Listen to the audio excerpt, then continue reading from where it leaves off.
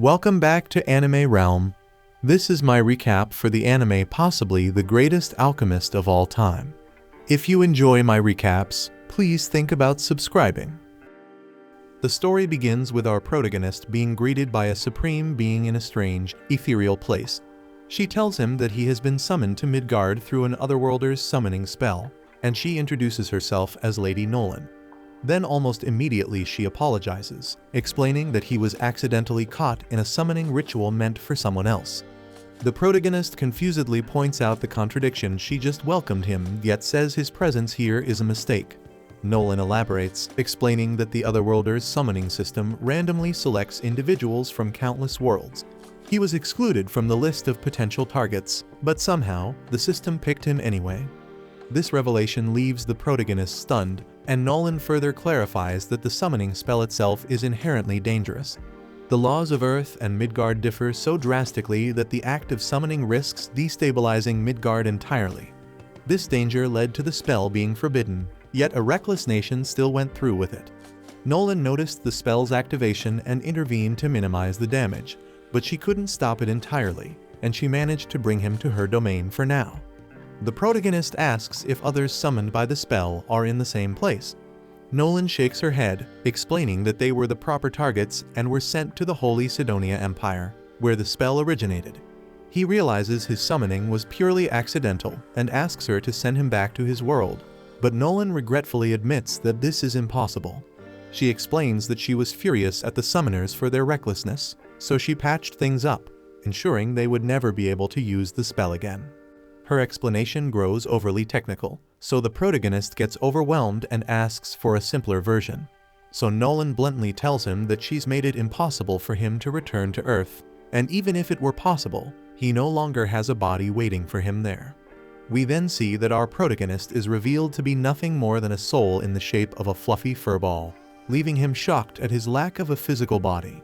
Nolan apologizes, explaining that the summoning blowback caused this, as he wasn't meant to be a target.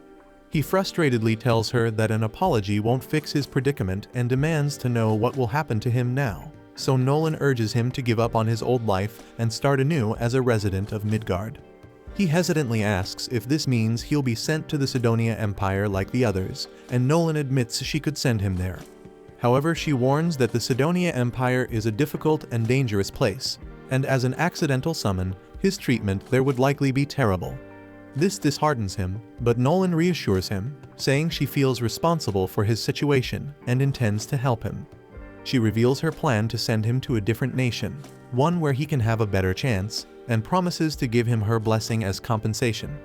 Confused by her words, he listens as she explains that this situation resembles the premise of video games and anime in Japan, and that shit means that being sent to a fantasy world with opportunities for adventure. She enthusiastically claims it'll be exciting for him, though he feels nothing but anxiety. Ignoring his doubts, Nolan asks him to try opening his status window, and to his surprise, it appears when he thinks about it. The window shows he is now 17 years old, and despite being a 40-year-old salaryman in his previous life, he doesn't have a job listed. So Nolan explains that in this world, the concept of a salaryman doesn't exist. Instead, there are combat jobs like swordsman, mage, knight, thief, and hunter, as well as production jobs such as herbalist, alchemist, blacksmith, and carpenter. And since fighting doesn't interest him, he expresses his desire for a production job. So Nolan obliges and grants him a skill suited for production work along with a few other useful starter skills to aid him in his new life. She advises him that by utilizing his skills through practice and effort, he will eventually unlock a formal job title. And with that, she sends him to the continent of Asgard to begin his journey. The protagonist then gets teleported to a serene spot by a pond, where he catches a glimpse of his reflection and thinks he looks pretty hot in his new form. Checking the items Nolan gave him, he finds some food, money, and a knife.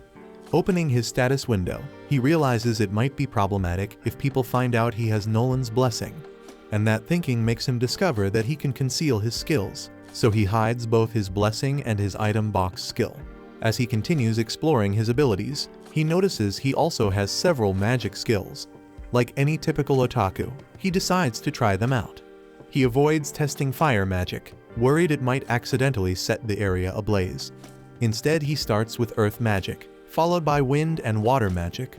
Watching the spells in action, he feels a rush of excitement, thinking to himself that this truly is a fantasy world. Determined to learn more, he sets out to find a village. While walking, he stumbles upon a piece of wood and uses his appraisal skill to identify it as treant wood. This high-quality material comes from a treant monster and can be used to craft staves, magic items, and spear shafts. Thrilled with the discovery, he uses his blacksmithing skill to shape the wood into a sturdy spear.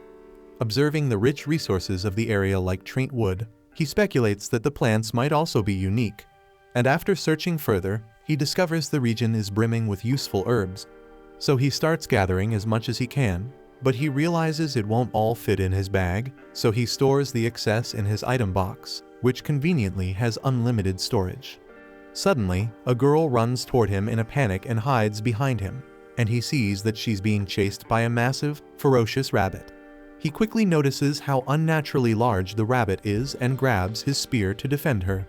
But the girl warns him that the rabbit is carnivorous, making him even more nervous. As the creature leaps at him, he manages to strike it down with his spear, and that shit kills him immediately. Takumi stands in disbelief, amazed that he was able to defeat such a dangerous beast. But this victory earns him a warrior job, even though he doesn't want it. The girl thanks him for saving her, and he asks where she's from. She explains that she's from Board Village and had wandered into the forest while gathering medicinal herbs.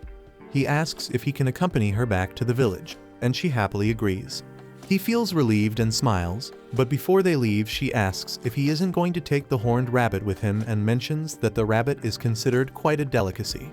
He quickly stores the rabbit's corpse in his item box, explaining that while it can't hold living things, storing non-living objects like corpses isn't an issue. The girl is amazed at his item box skill and compliments him, and then introduces herself as Molly, and he responds by introducing himself as Takumi. The scene then shifts to the Holy Sidonia Empire, where the three summoned humans find themselves confused about their situation. A cloaked woman then approaches them, welcoming them to a new world. She explains that they have been summoned to use their powers as heroes to save this realm. However, her cryptic explanation only deepens their confusion. She then introduces herself as Elizabeth, the first empress of the Holy Sidonia Empire, and reveals her face, and her expression exudes the air of someone who might suck your damn soul in some dark alley. Then we see that among the three, a girl named Akane suddenly gains a unique skill called Revelation from Lady Nolan. This skill grants her divine insight, instructing her to trust her instincts as they will guide her to the right decisions. Following her instincts, Akane decides not to trust Elizabeth, because everything about her appearance screams dangerous.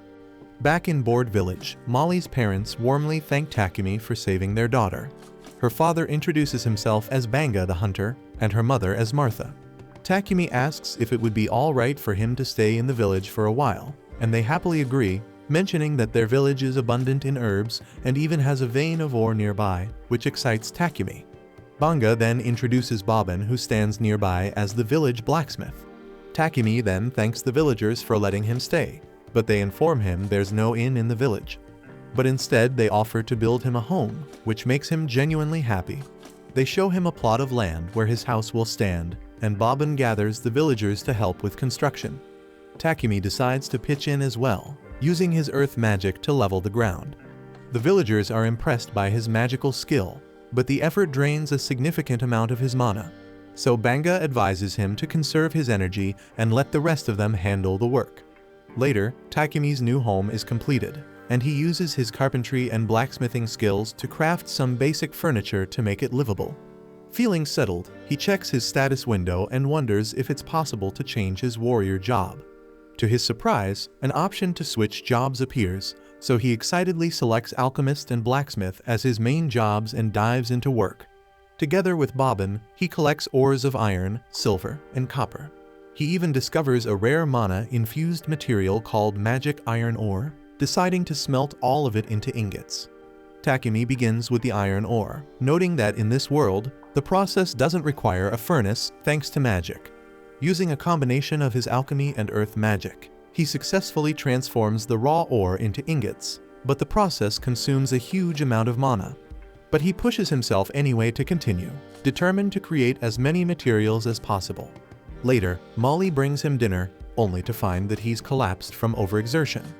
When Takumi regains consciousness, he explains that he pushed himself too hard and drained his mana completely. Martha gives him a sharp lecture for being reckless, and Banga hands him a healing potion, which restores his energy. And from that point on, Martha and Molly check on him regularly to ensure he doesn't overdo it again.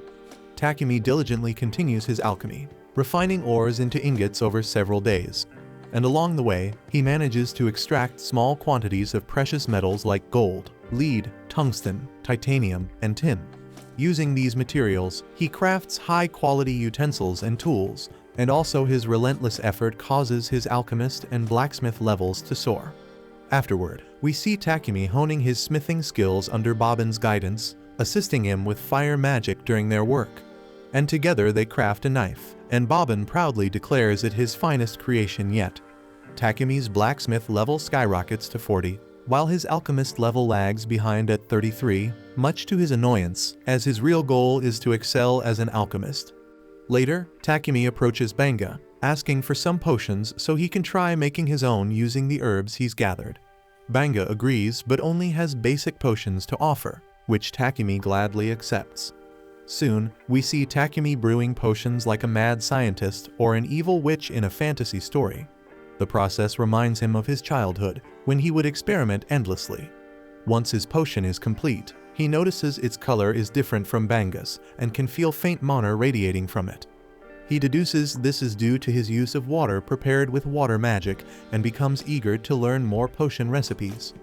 Not stopping there, we later see Takumi chewing on random poisonous plants on purpose, and when he gets poisoned, he heals himself with his heal spell, a painful but effective method to gain resistance to poison and paralysis while leveling up his light magic skill.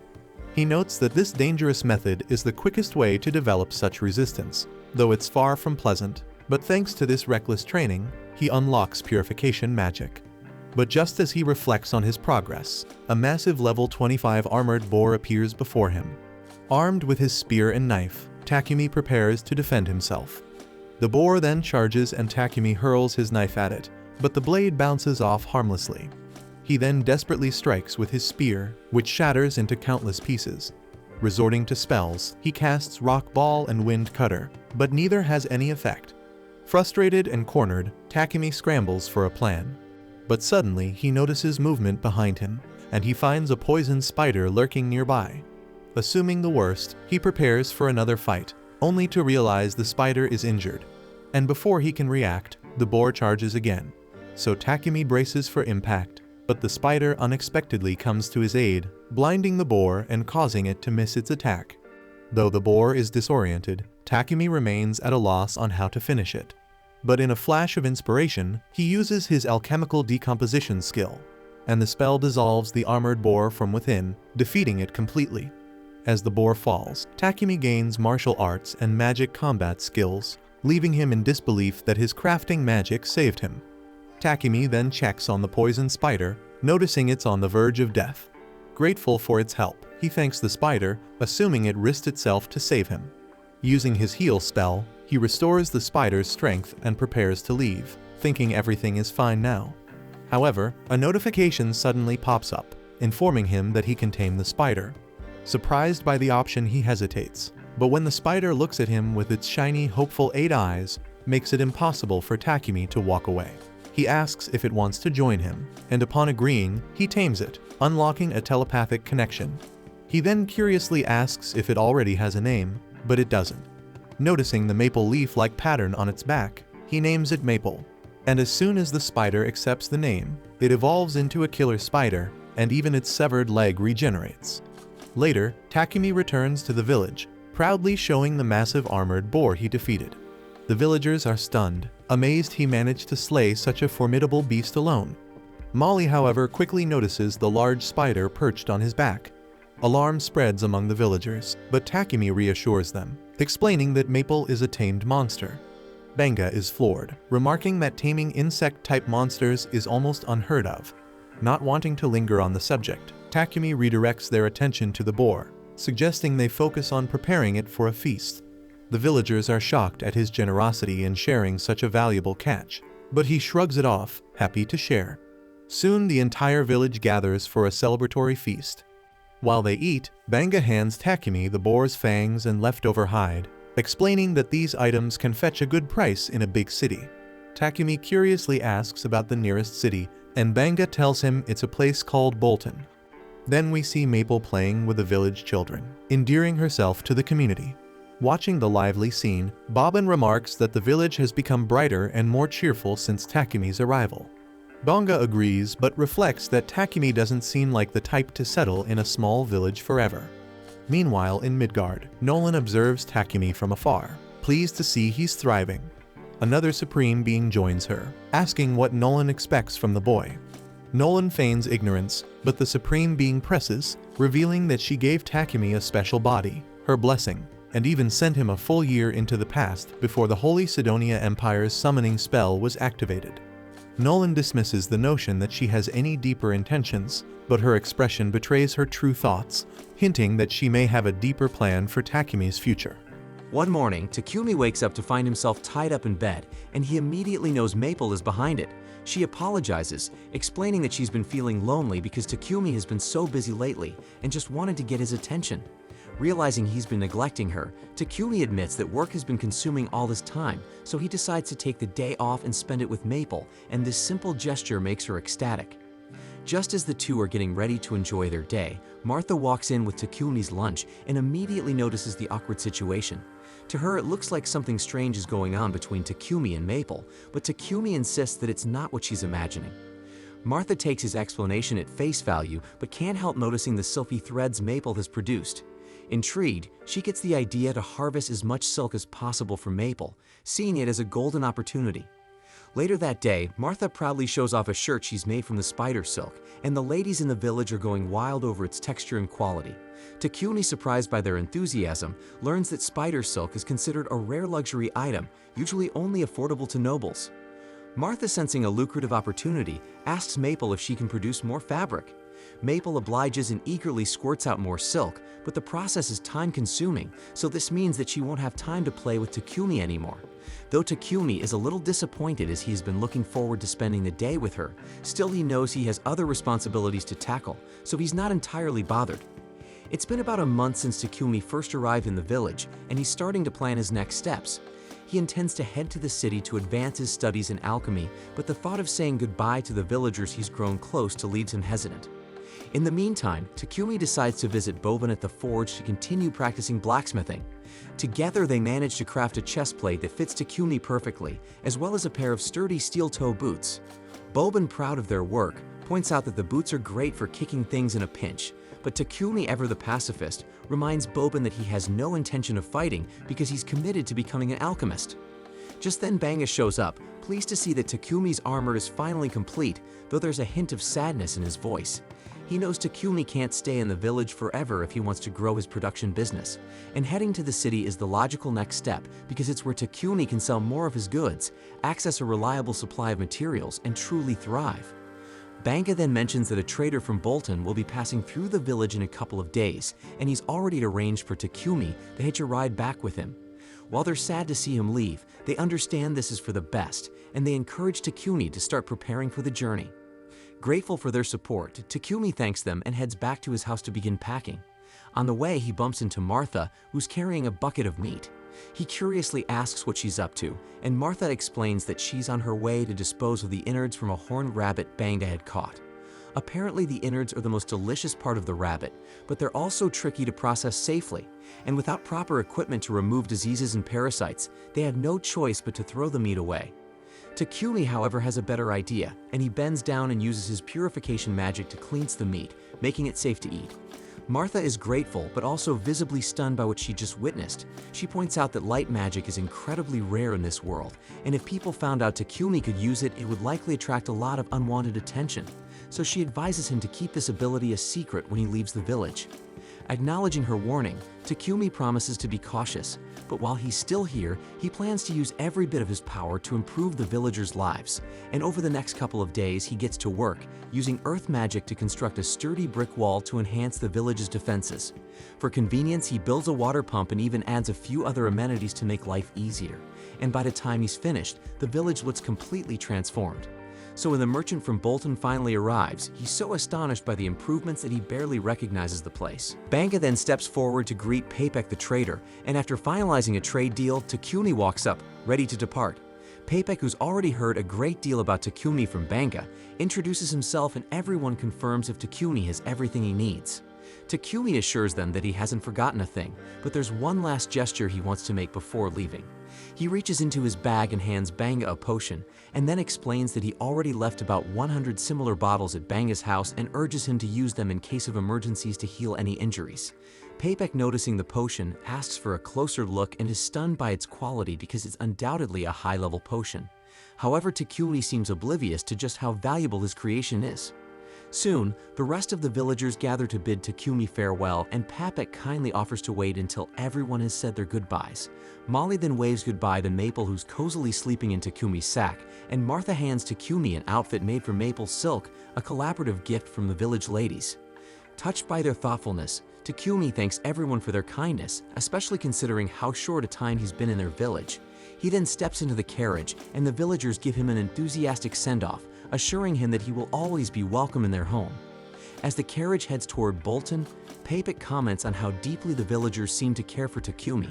Even the others in the carriage remark on a heartfelt farewell, noting that Takumi was more like family to the villagers than a guest, to the degree that the sincerity of the goodbye tugs at Heath's heartstrings.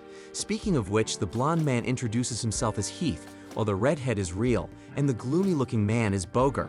They explain that they're part of Lion Fang, a C-rank adventurer party currently serving as Papek's bodyguards. However, they admit there isn't much for them to do in this peaceful region, making the assignment more of a routine journey than a dangerous mission. Real then notices Takumi clutching his bag tightly and curiously asks if something precious is inside. And Takumi casually answers that his pet killer spider Maple is sleeping in there. The group is stunned that Takumi managed to tame a killer spider, prompting Real to ask if he can see it. However, his creepy demeanor makes Maple headbutt him square in the face, and that makes Takumi immediately start apologizing for Maple's behavior, but the others assure him there's no need because Real totally deserved it. Heath even jokes that Maple might develop a fear of all humans after meeting Real, though that's clearly not the case because Maple seems to have taken a liking to Boger. And as the group continues fawning over Maple, Papek calls Takumi to the front of the carriage to discuss the potion he saw earlier, and he asks if Takumi has any more in stock and expresses interest in buying some. Takumi is open to the idea, but before the conversation can go further, one of the horses suddenly halts, signaling trouble ahead. A horde of goblins has surrounded the carriage, preparing to attack. The group knows this is bad news, but instead of panicking, they seem excited about the chance to finally see some action. They tell Takumi and Papek to stay put while they handle the situation. With roughly 20 goblins in the field, the adventurers step out, confident they can take them all. Real then fires arrows from his bow with precision, while Boger and Heath crush goblins left and right with their mace and axe. The fight is over quickly, and the group begins dissecting the goblins to harvest their magic stones. Maple observes the chaos with interest, clearly warming up to Boger but maintaining her disdain for Real and indifference toward Heath. After the skirmish, everyone piles back into the carriage, and the journey continues for another 3 days. When they finally arrive in Bolton, the members of Lion Fang head straight to the Adventurers Guild to report the success of their bodyguard mission. Takumi tags along, as he needs to register with the guild if he plans to stay in the city.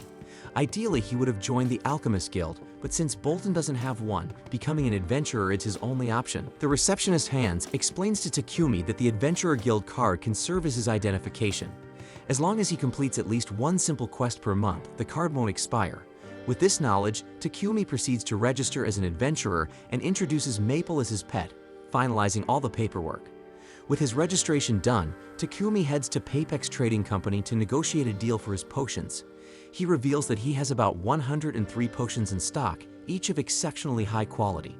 Papek is impressed and offers 10 silver coins per healing and stamina potion and 50 silver coins per mana potion.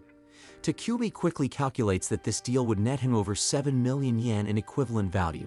Shocked by the amount, he feels it's too much money, but Papek reassures him that this is fair, adding that Takumi could earn even more if he established a solid reputation as a potion producer. Papek, aware of Takumi's plans to become a producer in the city, advises him to find a home with an attached workshop for efficiency. Takumi realizes he hadn't even thought about housing yet. So to help him out, Papek calls over his assistant Thomas and asks him to show Takumi a suitable property at an affordable price. Then when Takumi finally sees the property, it looks more like a grand mansion than a simple house. Feeling overwhelmed, he doubts he can afford such a luxurious place. Thomas, however, assures him that the mansion is surprisingly affordable and even guarantees that it's ghost-free, eliminating any unnecessary worries. Takumi then notices the spacious workshop attached to the mansion, which makes it incredibly convenient for his work. Realizing the long-term benefits and knowing he has enough funds from the potion deal, Takumi decides to go for it. And after a moment of deliberation, he tells Thomas with newfound confidence that he'll take the mansion. Thomas is delighted to hear Takumi's decision and assures him he'll begin the paperwork immediately, and he tells Takumi he can move in as early as tomorrow. As they walk through the city streets, Takumi catches a foul stench in the air. Noticing Takumi's discomfort, Thomas explains that the unpleasant odor comes from the city sewers. While the wealthy use magical purifiers to clean their sewage, the main city sewers lack this luxury due to the rarity and expense of magical purifiers, which are typically found only in ancient ruins or dungeons, and occasionally priests are hired to manually purify the sewers with magic, but most of the time they remain filthy. The next day, Takumi and Maple settle into their new house, and Takumi immediately starts brainstorming a solution to the sewer issue. He visits Papek's company to acquire some quartz and clay. Using magic, he shapes the materials and combines fire magic with space-time magic to bake them efficiently. The process is exhausting, and after depleting his mana reserves, Takumi has to drink a couple of mana potions to recover. Despite the effort, his work pays off because he successfully creates a modern toilet. Not long after, Takumi hears a loud scream from the living room. Rushing to investigate, he finds Papek completely wrapped in Maple's silk. Takumi gets bewildered and demands to know why Maple did this, and Maple innocently explains that she thought Papek would find it fun. To her credit, the silk is so comforting that it put Papek to sleep, but the sudden swaddling was definitely alarming. Takumi profusely apologizes for Maple's behavior, but Papek reassures him that it's fine, though being swaddled out of nowhere did give him quite a scare, so he asks to use Takumi's restroom because he needs to shake it off. Moments later, Papek emerges from the restroom with wide eyes, demanding to know what the marvel of technology inside is. Takumi casually explains that it's a toilet he invented. He fitted it with a magical purification device, which automatically cleans itself after use. Essentially, once someone uses it, the device employs purification magic to break down waste into inorganic materials, which are then flushed away. Papek is amazed, marveling at the ingenuity, but he quickly realizes that creating such a device would require someone with a rare aptitude for light magic. Takumi immediately realizes he may have messed up, remembering Martha's strict warning not to use his light magic openly. Worried about the potential fallout, he pleads with Papek to keep this a secret. Papek, understanding the gravity of the situation, promises not to tell anyone. However, he's absolutely adamant about one thing: he needs those toilets, and he boldly asks if Takumi can make 100 of them. Takumi hesitates, knowing how much effort it took to craft just one, but with Papek's relentless insistence, he reluctantly agrees, but under the condition that Papek supplies the necessary raw materials. Papek gets overjoyed and accepts the deal, but points out that it's unreasonable for Takumi to handle the entire workload himself. So he suggests that Takumi should consider getting a slave. The suggestion shocks Takumi, who's firmly against slavery. Papek, however, reasons that if Takumi wants to keep his abilities under wraps, having a bound-to-secrecy slave is the safest option. Light magic is a massive deal, marking someone as chosen by God, and the Church of Divine Light wouldn't take kindly to commoners gaining access to cheap purification methods via Takumi's toilets. The church, which profits heavily from monopolizing purification magic, would likely try to force Takumi into their fold. But Papek reassures him that he already has a plan to deal with the church, so Takumi doesn't need to worry about them for now. Papek then emphasizes that keeping the church in the dark about his light magic is paramount, which is why hiring a slave might be the safest option. But Takumi remains firmly opposed to slavery, vowing to handle the work alone if necessary. But before they can argue further, Takumi's guild card suddenly begins glowing. He curiously checks it and finds a notification requiring him to complete a verification quest to maintain his adventurer status. Realizing he won't have time to handle the toilet production alone, he reluctantly agrees to Papek's suggestion. Papek then takes Takumi to the Mulan Trading Company, assuring him they are the most ethical slave traders available. Then, while Papek goes to negotiate a good deal with the owner, Takumi steps out into the garden, drawn by its beauty. There he notices a stunning elf girl sitting alone on a terrace, and before he can say anything, she spots him and sharply orders him to leave. The scene then shifts to Takumi meeting Mulan, the owner of a slave trading company. Papek introduces Takumi to her, explaining that he's looking for a slave. However, he adds that Takumi is hesitant about using a slave contract, so Takumi reveals that in his homeland, slavery doesn't exist. Mulan nods in understanding and explains that if Takumi makes a contract with a slave, the slave will indeed be bound to him. However, she assures him that in the kingdom of Barkula, the rights of slaves are protected by law. She then outlines the general rights of slaves, and Takumi sums it up, noting that the owner is obligated to provide food, clothing, and shelter. Additionally, both the owner and the slave are strictly forbidden from causing life-threatening harm to one another, and the slave is prohibited from sharing any personal information about their owner with others. Takumi reflects that this system is different from what he had imagined. Mulan then explains the common types of contracts. Slaves who enter servitude due to debt remain bound until their debt is fully repaid. Criminals can choose contracts as a form of rehabilitation and to earn a livelihood. Prisoners of war may accept contracts to secure a place to live. However, she adds that some people are captured and forced into slavery illegally, a sad reality that occurs all too often. Papek then suggests that a war slave might suit Takumi best since they can only be freed with their master's permission. Mulan asks why, curious about his preference, so Papek explains that Takumi is a producer with exceptional skills that are impossible for others to replicate. Mulan, however, wants to hear the reason directly from Takumi, so he explains that his primary goal is to focus on his work. However, he also has responsibilities, including completing Adventurers Guild quests and managing daily tasks. He also mentions that he needs someone to manage the mansion where he's currently living and handle the housework. Furthermore, Takumi possesses many confidential skills which would draw unwanted attention. Takumi also adds that he often ventures into dangerous areas to gather materials, so it would be ideal to contract someone who protect him and assist during all that stuff. Hearing Takumi's requirements, Mulan realizes he needs 2 slaves. She summons a girl named Maria, introducing her to Takumi. Mulan then explains that Maria was kidnapped by bandits as a child and has no surviving family. Over the years, she has been trained in reading, writing, calculations, and general housekeeping. She then informs Maria of Takumi's needs, emphasizing that he requires someone to manage his mansion. Takumi then outlines the layout of his mansion, describing the number of rooms, and asks if she can handle it alone.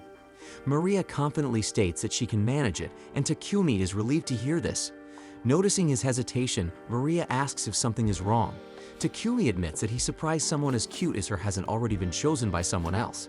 Embarrassed by the compliment, Maria blushes. Takumi quickly apologizes, worried that his comment might have been inappropriate, but Maria assures him it's fine, explaining that her skills are limited to general housekeeping. Takumi assures her that housekeeping is all he needs, but Maria hesitates, appearing uneasy. When he asks what's wrong, she shyly clarifies that she won't be sharing his bed. Takumi is surprised and quickly clarifies that such an arrangement isn't what he's looking for. He reassures her that his sole interest is her ability to manage the household. Maria feels relieved and agrees, so Mulan decides to proceed with their contract. Mulan then informs Takumi that she currently doesn't have any war slaves suited for combat. However, Maria mentions someone named Sophia. Mulan immediately tells her to stop speaking out of turn and instructs her to return to her room to gather her belongings. After Maria leaves, Takumi curiously asks who Sophia is, so Mulan explains that Sophia is a war slave, but she has certain problems. Hearing this, Takumi grows intrigued and feels a strong urge not to ignore the situation. He wonders if it's his intuition skill guiding him, but he decides to trust the feeling and asks Mulan if he can meet Sophia. Mulan agrees and leads into where Sophia is kept. Mulan then explains that Sophia was captured during the war between the Kingdom of Triaria and the Kingdom of Yugger 50 years ago. Takumi is stunned by the time frame and asks for more details, so Mulan reveals that Yugger was a nation of elves, and for various reasons, Sophia has remained uncontracted ever since. Takumi curiously asks what those reasons are, so Mulan explains that Sophia's left ear has been sliced off and her right hand and left leg have impaired movement. While her impairments don't interfere with daily life, they make combat nearly impossible. Additionally, her elemental magic and sprite magic have been sealed, and she is likely under a curse. These significant limitations make her unfit as a main combatant, which is why no one has taken her. Takumi then asks to speak with Sophia alone, so Mulan agrees and steps out of the room. As Takumi examines Sophia more closely, she tells him plainly that she won't be of any use to him. But Takumi checks her stats anyway using his skill, and to his surprise, her stats are incredibly high, though each one has been reduced by 100 points due to her injuries. Her mana is also completely inaccessible because of the curse, but Takumi realizes her potential and thinks that he can heal her injuries and lift the curse. Mulan then returns to the room and asks Takumi what he plans to do. And without hesitation, he tells her he wants to form a contract with Sophia. Sophia, still doubtful, reminds him that she can't fight, but Takumi simply replies that he will fix her.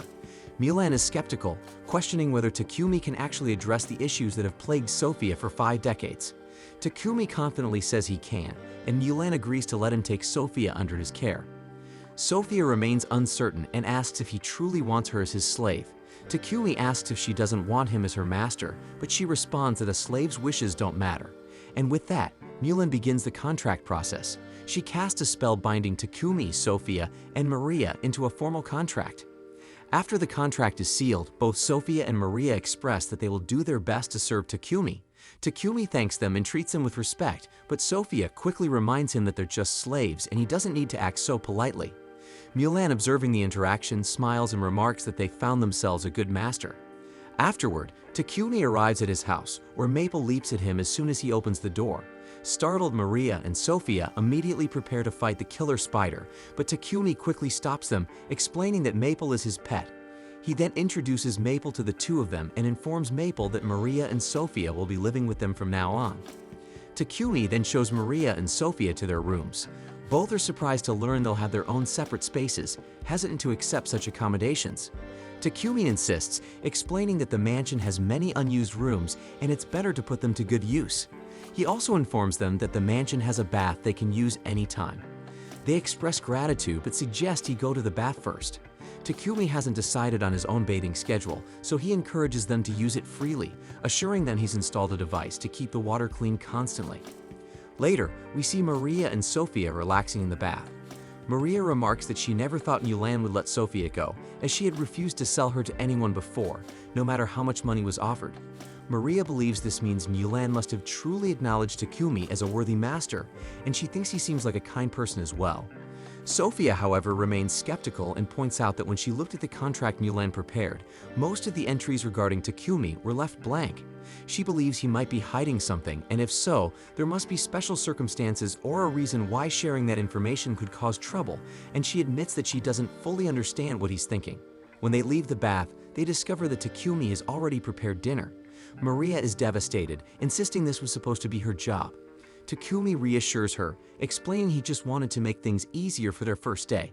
He promises she can take over the work from tomorrow, and Maria asks if she can at least clean up after dinner, to which he agrees. Then we see Sophia is surprised to see Takumi inviting them to eat at the same table as him. When she asks about it, he explains that he doesn't want them to live separately just because they are serving him. He hopes they'll eat with him, as it would make him happy, and they agree, but with a little bit of hesitation. The next day, Takumi collects his order from Papek, who warns him to handle it with care, so Takumi assures him he understands and heads out. On his way back, Takumi spots a church and decides to visit, and inside he finds a statue of Lady Nolan. Offering a prayer, he thanks her for her blessings and mentions hearing that the Holy Empire of Sidonia controls this country's religion, so he curiously asks why she was bad-mouthing Sidonia earlier. To his shock, Lady Nolan suddenly appears before him. Takumi gets startled and asks how this is possible, so she explains that his prayer reached her, which allowed her to call him into her presence briefly. Lady Nolan then answers his question, revealing that she has no connection to Sidonia or its Church of Divine Light. She explains there are two major religions in this world, the Church of Creation, which has always worshipped her, and the Church of Divine Light, which was created later.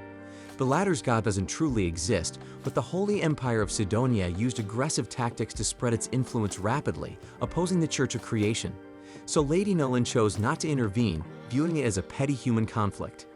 Takumi then realizes this lack of interference allowed Sidonia to activate its summoning spell, bringing someone like him to this world.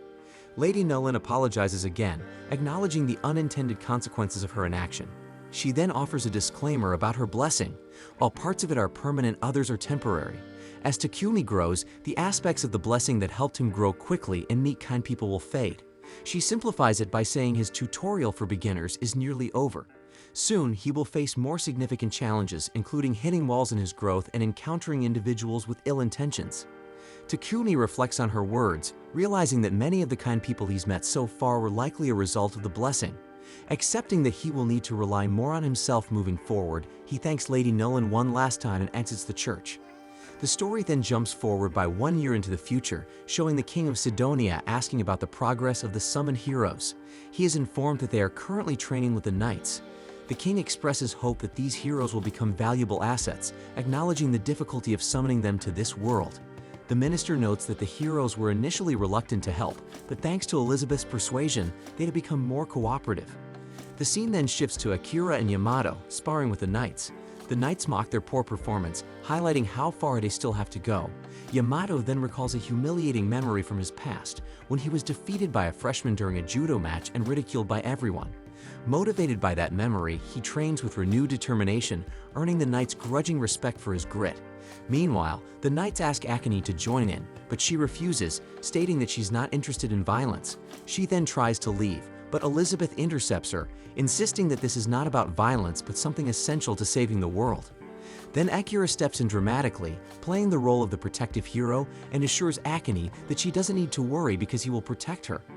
Akane, unimpressed, ignores his bravado and thinks to herself that Elizabeth is dangerous. The story then transitions back to the present. At Takumi's house, he stumbles through the door, falling face first onto the floor. Maria and Sophia rush to help him, picking up his belongings, but when Sophia reaches for the bag Takumi had collected from Papek, he hurriedly places it into his magic bag. Sophia notices this and becomes suspicious, thinking he must be hiding something. Takumi then excuses himself and heads straight to his workshop. Sophia follows him discreetly, and inside she watches him immerse a knife into a strange liquid and injure his arm with it. Then he immediately heals himself using magic. He then prepares to repeat the process, muttering that Maria really messed up earlier. She misunderstands his words, so she approaches him but falls on him, accusing him of planning something terrible for Maria. Takumi gets confused, but before he can explain, Sophia collapses from exhaustion. Takumi realizes she's overworked and notices an injury on her hand. He attempts to heal her, but the process consumes far more mana than usual, likely due to the curse affecting her. Then, after expending significant effort, he manages to fully heal her, and in doing so, his light magic levels up. Afterward, Takumi carries Sophia to her room and asks Maria if Sophia's collapse happens often. Maria explains that Sophia has fainted from exhaustion before, usually when she moves too suddenly or gets overly excited, and she suspects the cause is the curse affecting Sophia. Determined to help, Takumi begins a healing process, combining his Dispel spell with Extra Heal to treat her condition, and he successfully regenerates Sophia's ear and completes the treatment. Some time later, Sophia wakes up, confused about how she got to her room, so Maria asks if she's feeling alright, and Sophia admits that she feels lighter than ever. But then she quickly recalls her earlier misunderstanding, so she panics and urges Maria to run away, claiming Takumi isn't the man Maria thinks he is. Maria, however, smiles and tells Sophia that Takumi is even better than she imagined. Sophia confusedly demands to know what Maria is talking about, so Maria hands her a mirror and Sophia stares at her reflection in shock because her ear is back to normal. She also realizes that her magic, which had been sealed for years, has returned. So Maria explains that Takumi cured her. Later, Sophia meets Takumi and asks him about what happened. He explains that earlier he had been cutting and healing himself to level up his light magic so he could properly heal her. Sophia then curiously asks what he meant when he mentioned that Maria had messed up. Takumi clarifies that Maria had mistakenly thrown away some medicinal herbs he'd collected, mistaking them for trash. Sophia, embarrassed by her misunderstanding, then asks why he went to such lengths to help her, especially since it was dangerous for him, and Takumi simply replies that he was keeping his promise.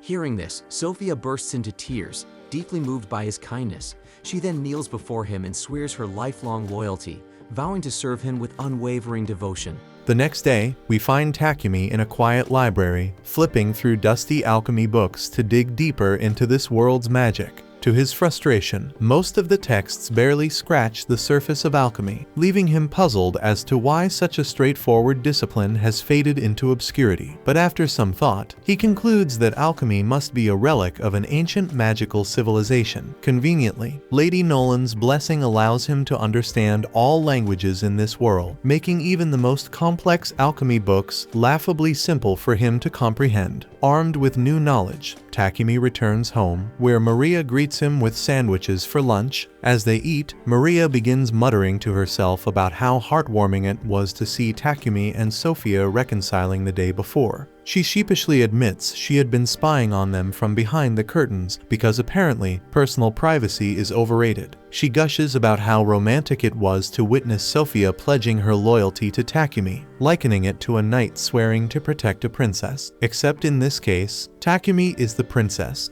Maria and Maple wholeheartedly agree that Takumi makes an adorable princess, much to his utter embarrassment. He can only respond with a cringing smile. Later in the afternoon, Takumi heads outside to work on his production business because today's task involves packaging a bulk order of toilets for Payback. Aria and Sophia join him, cleaning and packing the goods while Takumi daydreams about breaking free from the monotony of manufacturing. He casually shares his thoughts with Maria and Sophia, confessing his longing to explore the world. He dreams of hunting exotic materials, sampling unique meals, and uncovering hidden ruins. Naturally, he also mentions taking Sophia along as his bodyguard while leaving Maria behind to manage the mansion. Maria, however, is less than thrilled about being left behind, while even the spider Maple gets to tag along, and that's just too much for her to bear. She then hits him with her signature, cute yet manipulative maid look, and predictably, Takumi falls for it. But before deciding, Takumi checks Maria's stats by gently rubbing her face to open her status window, because apparently that's how status windows work, and to his surprise, her stats are better than expected, suggesting she could handle combat. Impressed, Takumi decides to bring her along on his future adventures, but insists that she trains with Sophia to refine her skills first. With that settled, Takumi starts crafting weapons and armor for Sophia and Maria. When he asks for their preferences, Sophia doesn't hold back. She hands him an extensive, borderline excessive list of her weapon requests and volunteers Maria for a spear, promising to train her personally. Takumi then gathers the necessary materials and gets to work, channeling his alchemy manipulation magic to speed up the process. Meanwhile, Sophia puts Maria through her paces, and Maria quickly discovers that being a battle maid involves a lot more sweat and significantly fewer tea parties. Takumi finishes the weapons in record time, adding personal touches, a wing pattern for Sophia's weapon, and a flame motif for Maria's spear. Of course, he goes the extra mile and enchants them with auto repair and attack boosts, because well, why not add a little extra power? As Takumi works, his mind wanders into dangerous territory. He imagines Maria wielding her spear in full maid attire, and his overactive imagination leads to a classic anime-style nosebleed. To make matters worse, Maria, somehow sensing this moment of unholy admiration through what she calls maid telepathy, claims she can feel someone ogling her sacred plot. Takumi tries to shake it off and focuses on the next task, crafting armor. Naturally, his first instinct is to go full RPG mode and consider making enchanted undergarments instead of practical gear, because let's face it, that seems to be standard in these worlds. But even Takumi realizes this idea crosses too many lines, especially since Maria and Sophia are technically his employees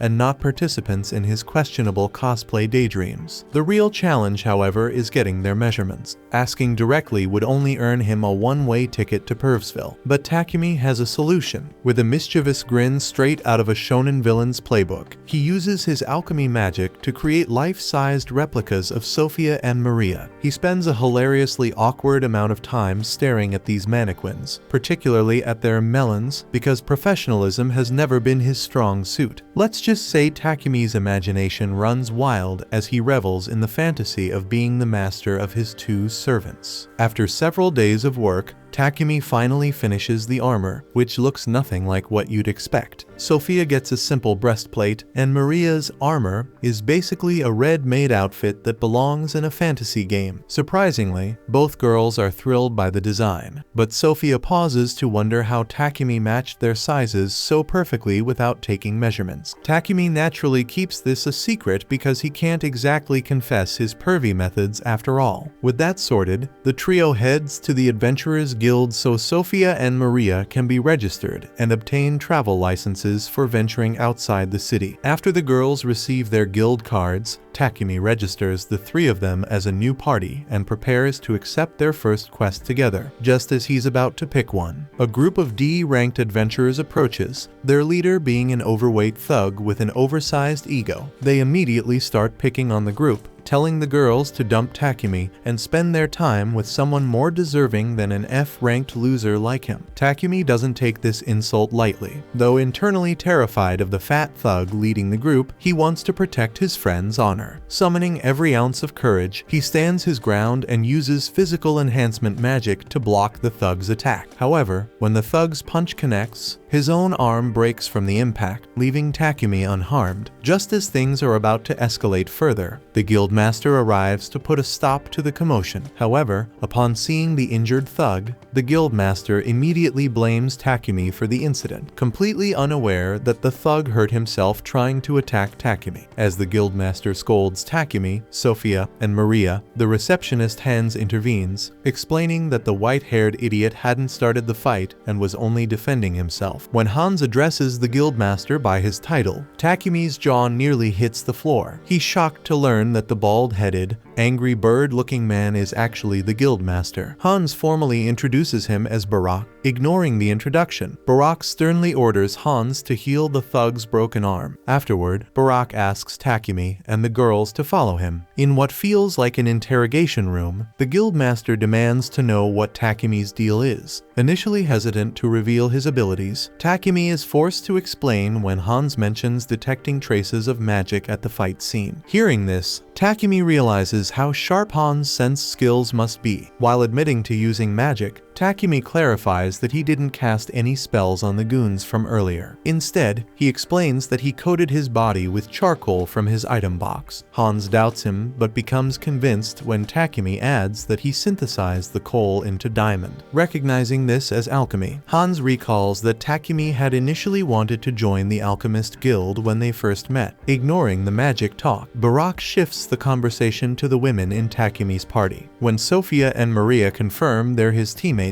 Hans suggests promoting Takumi to rank D to deter further harassment from weakling. Barak agrees, noting it might prevent more skirmishes like the earlier one. However, since Sophia and Maria just joined the guild that day, Hans proposes assigning them some starter quests to help them rank up quickly. Realizing that climbing the ranks would make them better protectors for their master, the girls eagerly accept. Later that day, the trio heads into the woods to tackle their quests. They've been tasked with 3 jobs: exterminating goblins, dealing with kobolds, and gathering herb. As they venture into the forest, Maple signals Takumi about goblins hiding in the bushes. Takumi alerts the girls, and Sophia charges in, swiftly attacking the goblins. 2 more goblins rush out, but Maple ensnares their legs with her webs, allowing Takumi and Maria to finish them off with well-placed strikes. As they move forward, Takumi grows increasingly uneasy at the sheer number of kobolds and goblins they keep encountering. No matter how many they kill, more seem to appear. Sophia speculates that there's likely an encampment nearby, possibly with a general leading the monsters. The mere mention of a goblin general makes Takumi feel like his bladder might betray him. Sophia doesn't help, casually mentioning that it typically takes 5 rank D adventure parties to wipe out an encampment with a general. The thought feels impossible to Takumi, but Sophia is confident they can pull it off if they combine their unique magic skills for a surprise attack. While her plan sounds promising, Takumi internally screams, wishing he were anywhere else but here. To make matters worse, Maple suddenly announces that it's about to evolve. Panicked, Takumi immediately opens an emergency portal to his pocket dimension and hurriedly sends Maple into it to avoid any surprises. Pressing on, they finally locate the monster's camp. Sophia estimates that there are around 300 to 400 enemies. The number alone is enough to make Takumi's legs wobble as he anxiously immediately reconsiders their options. With the enemy's location confirmed, Sophia, Maria, and Takumi raise their tightly clenched fists, activating the magic rings that Takumi gave them before for a coordinated strike. Sophia's powerful wind magic, Maria's massive rock barrage, and Takumi's blazing firestorm combine into a devastating attack, wreaking havoc on the monsters' camp and decimating their numbers. For a brief shining moment, the clueless coward Takumi believes they've won, but his hope shatters when an enormous goblin general and 2 knights emerge from the rubble, and their grotesque appearance sends chills down Takumi's spine. Sophia then charges at the goblin general while leaving the knights to Takumi and Maria. But despite being a coward at heart, Takumi defends himself and uses his fire magic to obliterate one of the goblins. Once the group completes their quests, they return to the guild exhausted. Seeing their haul of magic stones leaves Hans in shock. He can't believe they managed to complete the quest in a single day. Surprised, Hans takes them to the back room to meet the guildmaster.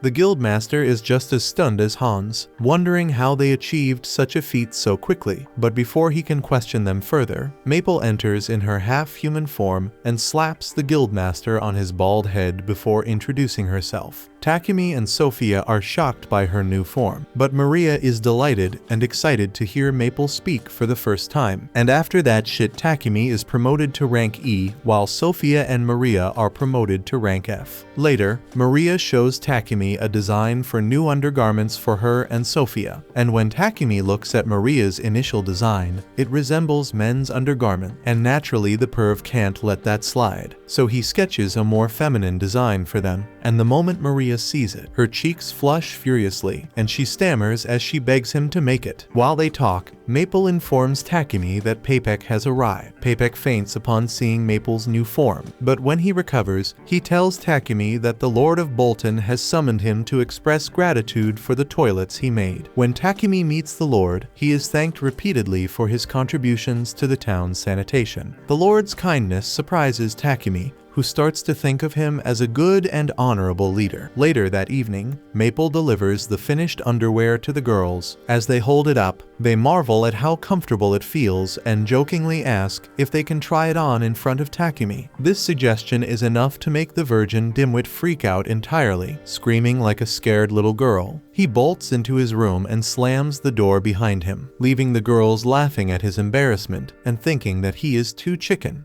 The scene then shifts to Takumi putting the final touches on his refrigerators. Maple inspects one with fascination, marveling at the cool air inside. Takumi explains that the fridge is designed to keep food fresh for longer, preventing it from spoiling too quickly. The other girls gather around, enjoying the refreshing breeze, but Takumi warns them not to leave the doors open for too long. He then walks them through the process of how he built the fridge, and Maria, clearly thrilled, thanks him, excited that she can now cook with fresh ingredients whenever she wants. Takumi then asks which color they prefer, and after some discussion, they settle on the blue one. Satisfied, Takumi takes the remaining refrigerators to Papek, letting him know that he's ready to start his next project. Sophia, curious as ever, wonders if he's inventing something new yet again. However, Takumi tells her that this time, he's thinking about upgrading their equipment. After their recent fight with the Goblin General, he realized that their current gear won't be sufficient for their future journeys. He adds that both his blacksmith and alchemist levels have improved recently, so instead of using magic steel, he plans to work with adamantite and mithril. This surprises Sophia,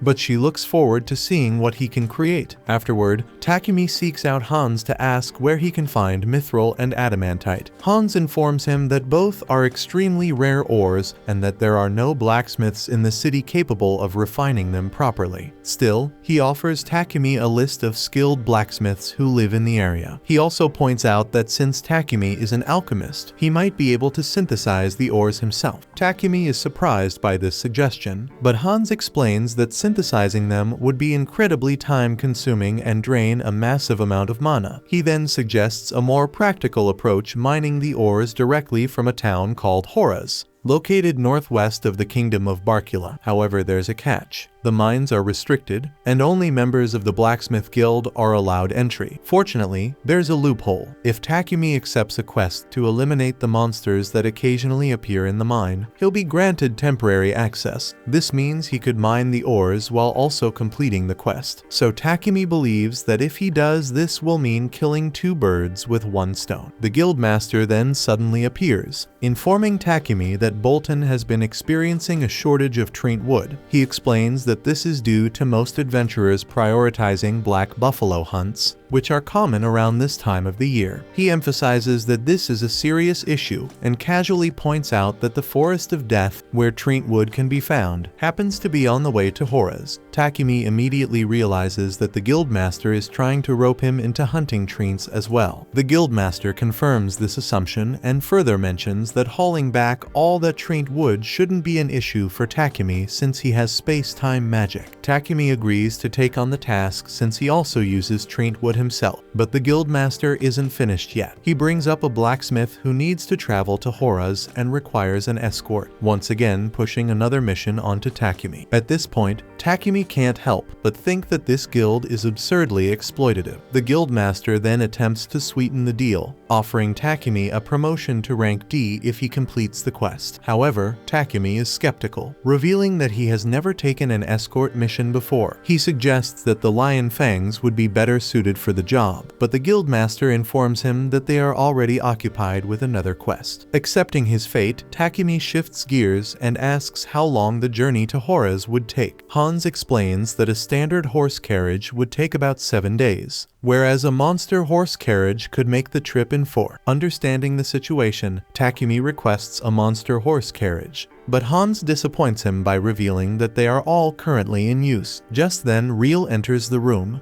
stating that their party is the one using them. Hans assumes that Real's group must have completed their quest, but Real clarifies that they haven't. He is only here to deliver a black buffalo they hunted along the way. He warns the guildmaster that upcoming escort missions will be dangerous due to an increase in advanced species in the forest. However, the guildmaster remains unfazed, remarking that higher risk means higher reward. Real shakes his head at the guildmaster's cold attitude and mentions that he will be departing tomorrow morning to rejoin his party. Seeing an opportunity, Takumi offers Real a place to stay at his house, even telling him he can use the bath, so Real happily agrees. But before they part ways, Takumi mentions that he has some business to handle first and offers to give Real his home address and he will catch up to him later. However, Real simply shrugs and says he'll just tag along. The two of them then head to Papek's company, where Papek readily agrees to lend Takumi a monster horse carriage for his mission. In return, he asks Takumi to wholesale some of the ores he mines, to which Takumi agrees. Papek then eagerly shows off the fridge Takumi made, practically begging him to produce more, completely obsessed with the invention. Meanwhile, back at Takumi's house, Sophia is growing anxious. She paces around, worried that her master still hasn't returned home. Thoughts race through her mind, wondering if something bad has happened to him, and she deeply regrets not accompanying him on his excursion. As night falls, Takumi and Real finally make their way back to the mansion, frustrated that they weren't able to find any blacksmiths skilled in working with mithril. Takumi mentions that they managed to visit everyone on the list except for one, as his shop was closed. Just then, they come across a hooded figure blocking their path. Real immediately senses a dangerous aura radiating from the figure and instinctively tries to pull Takumi away, but before they can escape, the figure moves to intercept them with a swift kick to Real's head. To their shock, the hooded person reveals themselves it's Sophia. Mistaking Real for a kidnapper, she lunges at him with full intent to kill, but Takumi quickly steps in to stop her. After a tense moment, he explains the situation, and Sophia immediately apologizes. Real, still shaken, shrugs it off, but now has a mountain of questions about Takumi's life. When they finally arrive at the mansion, Real is taken aback by the number of girls living in Takumi's house. He eyes them all suspiciously and wonders what kind of wild life his friend is leading. Takumi casually explains that he needed help around the house, so he bought some slaves. As Real processes this, his attention shifts to Maple, who has now evolved into an arachne. Excitedly, he asks if she remembers him, only for Maple to glare at him with pure hatred, completely crushing his fragile heart. Real groans about how unfair life is, lamenting that Takumi is surrounded by beautiful women while he remains the only single member of his party. Takumi, trying to console him, reassures him that none of these girls are his girlfriends, so this gives Real a sudden boost of confidence,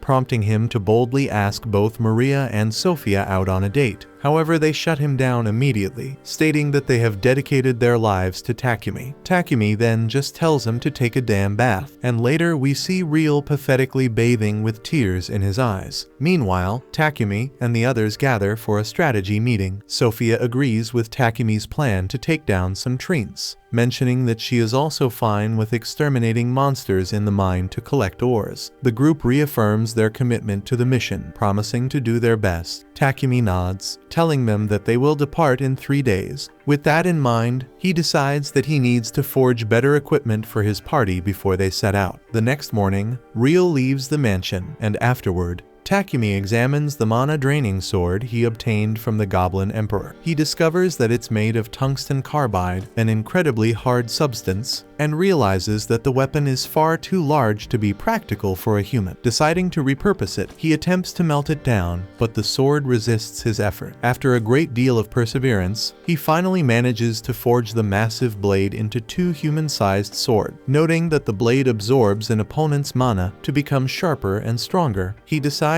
to gift one to Sophia. 3 days later, Takumi and his group prepare to depart for Hora's. Papik informs him that the client for the escort mission is already inside the carriage. Introducing himself, Takumi meets D. Gambo the blacksmith, who will be accompanying them. With everything set, they set off on their journey. Back at the guildmaster receives urgent news from the Hora's guild that monster activity in the forest has significantly increased. However, he realizes that it's too late to act, as Takumi's party has already left for the Forest of Death, so he hopes they don't run into any advanced species, knowing how dangerous the journey could become. Meanwhile, Takumi and the others continue onward, unaware of the looming threat. Meanwhile, back in the royal capital, a messenger from the palace meets with Papik. Expressing gratitude for the toilets he provided to the king, the official informs him that they are considering implementing them throughout the capital, believing this innovation will completely resolve their long-standing sewage problems. Papik is pleased to hear this, but the official then warns him that word of this advancement has spread far, even reaching the Holy Sidonia Empire. Given their reputation, the empire is likely to take action. Fast forwarding a year into the future, we see that both Yamato and Akira have grown into formidable fighters, impressing those around them with their rapid development. However, Akane remains skeptical of Elizabeth, keeping a watchful eye on her. Returning to Takumi's group,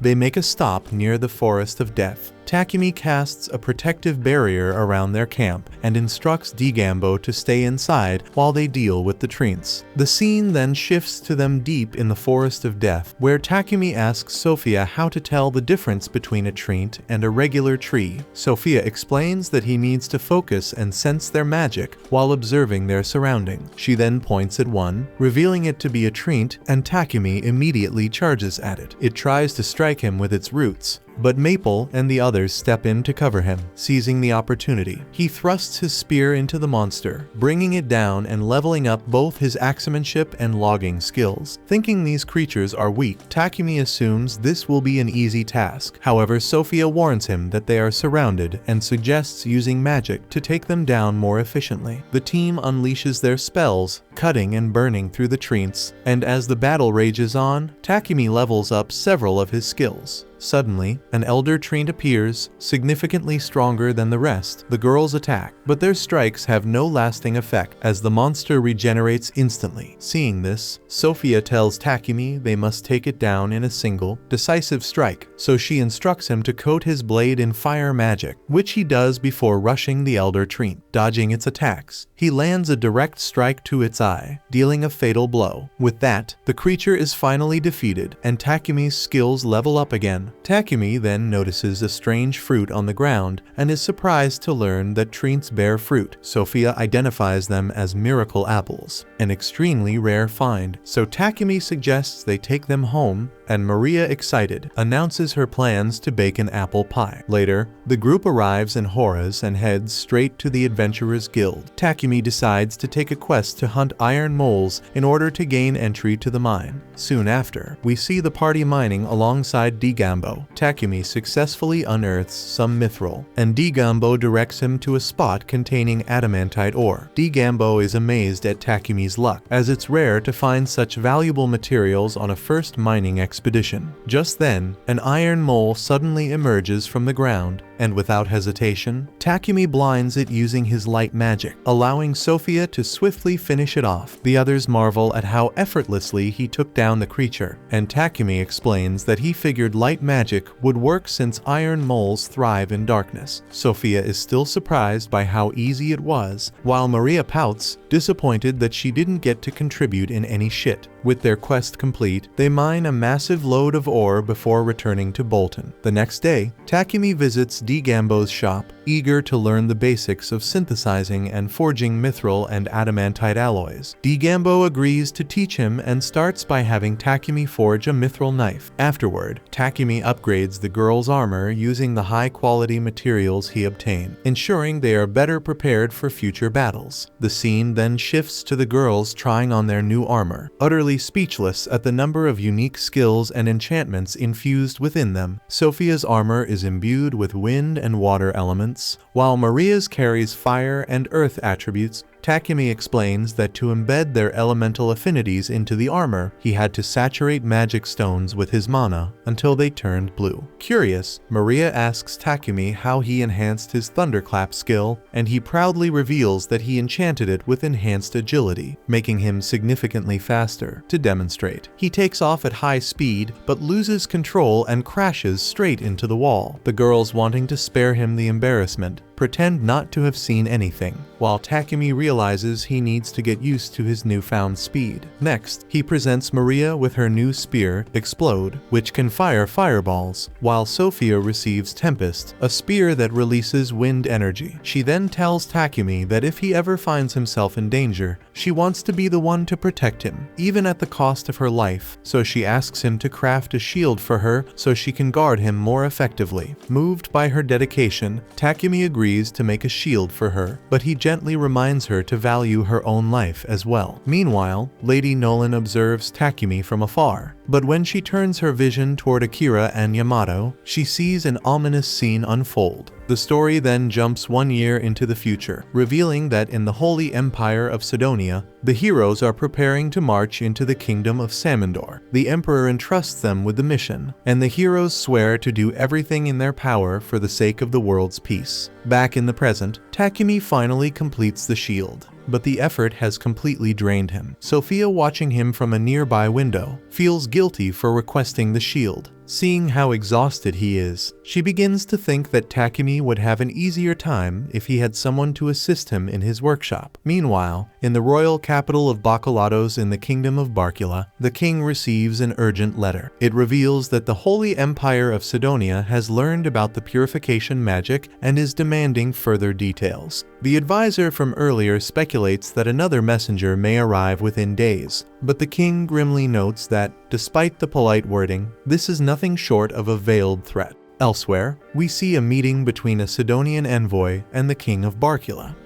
The envoy explains that rumors have been circulating about a mystical device being used to purify the sewers. He goes on to say that the Church of Divine Light has formally appealed to Sidonia's pope, asserting that light magic is a divine gift reserved solely for their church. In essence, they claim that the authority over purification magic rightfully belongs to them. The king pretends to be unaware, asking for clarification on what this really means. The messenger continues, stating that the Pope demands that the purification magic circle along with its patent be turned over to the church. In response, the king argues that if such power is truly bestowed by God, the church should be capable of forging its own magic circle without needing to rely on others.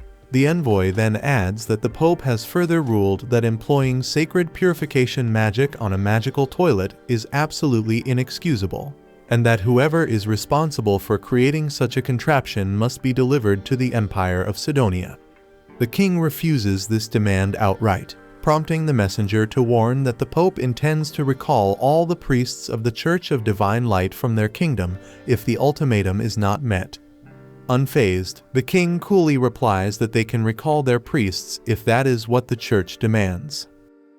The narrative then cuts to Papik informing Takumi of the unfolding drama. Takumi is astonished that the king would adopt such a severe stance toward Sidonia's emissary solely for him. Papik reassures him that it isn't a major problem, but Takumi points out that such actions might turn the church against them. Papik then reveals that within this kingdom there exists another religious faction besides the Church of Divine Light, a fact that catches Takumi's attention, as he deduces that he must be referring to the Church of Creation. Papik is surprised that Takumi is aware of this alternative faith, and goes on to explain that the Church of Creation venerates Lady Nolan. Curious, Takumi asks which deity the Church of Divine Light worships, and Papik responds that they revere a god known as Anat. Shifting the conversation, Papik notes that the kingdom of Barkula prides itself on religious freedom, which has allowed the long-established Church of Creation to amass many followers, unlike the Church of Divine Light, whose priests demand exorbitant fees for their recovery magic. The clergy of the Church of Creation perform similar feats merely as a gesture of goodwill. Realizing the implications, Takumi concludes that the Church of Divine Light is being bolstered by the Holy Empire of Sidonia, and he wisely decides that it would be best for him to steer clear of getting entangled with them. Papik then informs Takumi that he's actually here today with a special request. He explains that through Marquis Godwin, he had offered the king some samples of his innovative toilets and refrigerators, and in return, the king has requested a meeting with Takumi. Takumi is taken aback by this news, and Papik adds that although the king won't be angry if Takumi declines, his pleading puppy dog eyes tend to sway decisions regardless. Later, Takumi gathers his slaves and announces that he will be heading to the royal capital of Bacalados, asking if any of them would like to accompany him. Excited at the prospect of visiting the capital for the first time, they all agree, and Takumi informs them that they'll be departing in a week, advising them to prepare in the meantime. Maria wonders aloud how long the journey will take, and Takumi explains that if they ride monster horses, it should take about a week, so Maria immediately points out that such a trip would require plenty of food. Leaving the logistics to Maria, Takumi then mentions that he plans to craft new cloaks for the group while they wait. Curious, the others ask why, and he reveals that Papik has secured some dark elemental magic stones for him. With these stones, he can enchant the cloaks to block perception, a feature that Sophia praises as being especially useful in combat. Takumi also notes that the cloaks will help the girls avoid unwanted attention from unsavory perverted characters in town. The scene then shifts to the two girls out shopping in town. Maria remarks that Takumi isn't valuing himself as highly as he should, and Sophia agrees, even beginning to list all of his admirable qualities. Surprised by how well she seems to know their master, Maria teases Sophia about it. Embarrassed, Sophia quickly changes the subject, making it clear to Maria that she's totally smitten. The scene then shifts to Takumi, kneeling in a quiet church as he prays to Lady Nolan. She greets him, inquiring where his offering is, and he beams at the sight of her once again. Aware that his journey to the capital is imminent, she asks if he has come to seek safe passage, and she requests that he present her offering. Takumi, however, insists on having some questions answered first. He asks her whether Anat exists as a supreme being distinct from her, and with an air of quiet authority, she declares that she is the sole supreme entity, leaving him to wonder who or what Anat might be, offering only vague reassurances that he will come to understand in time. She leaves him still curious, especially as the Empire of Sidonia appears to be encroaching ever closer. Takumi recalls her earlier words about her blessings being conditional upon his actions and asks if Sidonia's interference is linked to that very clause. She dismisses his query, reminding him that it is precisely Sidonia that brought him here, a matter far beyond the scope of a mere blessing. The young mage then recalls rumors of heroes heroes summoned by Sidonia and presses her for news. Noting that he has heard nothing of them since his arrival in this world, Lady Nolan then reveals a startling truth. She has actually sent him back in time by 1 year, meaning the heroes have yet to be summoned. Takumi is puzzled by this intricate twist, and when he persists with his barrage of questions, she curtly tells him that time is up. Before he can continue, Lady Nolan strikes him, and he loses consciousness, awakening later in the real world. He reflects that she must have been evading his inquiries, but he shrugs it off, as he has no real desire to meet these heroes anyway. The narrative then jumps forward 10 months into the future within the Holy Empire of Sidonia. There Akira is shown training diligently with his sword, having honed his skills considerably, while Akane and Yamato watch his progress with admiration. Back to the present, and we see Takumi presenting the new cloaks to the girls. Maple immediately notices that the cloaks perfectly complement his attire, while Sophia initially remarks that the matching ensemble is a bit too bold. So Takumi wonders if perhaps she dislikes the look. However, Sophia quickly assures him that she loves it, much to his relief and delight. Later, we learn that Takumi plans to build his own carriage rather than borrowing one from the guild, aiming for greater comfort. He explains that although he can construct a carriage, they lack a monster horse, so he initially considers borrowing one from the guild. However, Maria steps in and reminds him that this town is known as the City of Adventurers for a reason. She recalls the perils of the Forest of Death and warns him that many dangerous areas with lurking monsters exist. In her view, there are not only monster horses, but also unicorns and drake horses, creatures that are both faster and sturdier. The scene then shifts to the forest surrounding the city, where Takumi ponders whether drake horses are truly swifter than monster horses. Sophia confirms that they are, and even add that they possess superior stamina. Curious, Takumi asks if this speed is due to their being of a dragon type, to which Maria clarifies that while they aren't actually dragons, they do resemble normal horses, except they sport a horn and are covered in scales reminiscent of a dragon's hide. Realizing this is the origin of their name, Takumi nods in understanding, and Maple becomes excited at the thought of finally having a monster friend. Suddenly, Takumi and the others encounter a bush wolf that dashes right past them. Sophia looks puzzled, and Takumi attributes the wolf's failure to detect them to the effectiveness of their new cloaks. While he praises the cloaks for keeping them hidden, Sophia removes hers, arguing that they need to engage in combat to train and strengthen themselves. The narrative then transitions to a scene of Sophia defeating a boar, prompting Maria to remark that they've now got extra meat. Maple urges them to hurry up, and Takumi soon spots a fallen tree.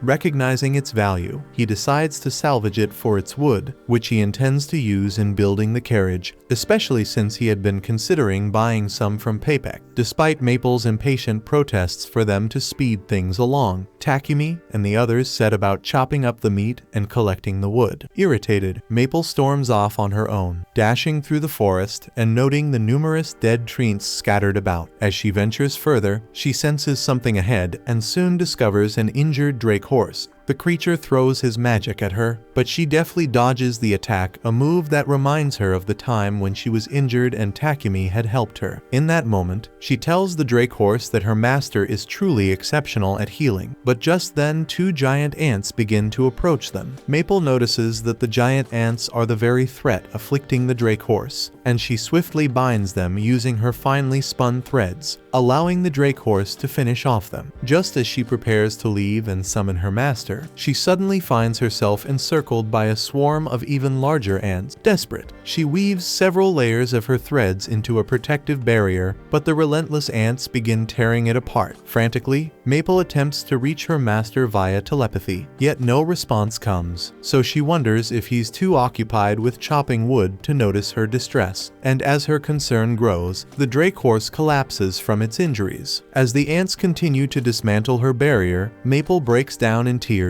lamenting her master's absence. Just then, the ants finally tear the barrier apart, and Maple instinctively tries to shield the Drake horse with her own body. And at that crucial instant, she feels a gentle hand on her head and realizes that her master has arrived. It turns out that the rest of the group has managed to eliminate the invading ant. Maple, still shaken, asks Takumi where he had been, as she had been desperately calling out his name, so he apologizes and explains that her threads had interfered with their telepathic link, but he sensed something was awry when their mana connection dropped, so he followed the trail that she left. He offers a sincere apology for his tardiness, and Maria points out the injured Drake horse. Takumi examines the creature and sees that it has lost consciousness from its wounds, so Maple pleads with him to save the horse. Recognizing that Maple had been trying to protect the animal, Takumi attempts to cast a healing spell on the Drake horse, only to be repelled by its instinctive wariness of humans even in its unconscious state. Realizing that the Drake horse's condition might be fatal if things continue as they are, and with Sophia alerting them to the approach of additional monsters, Takumi has no choice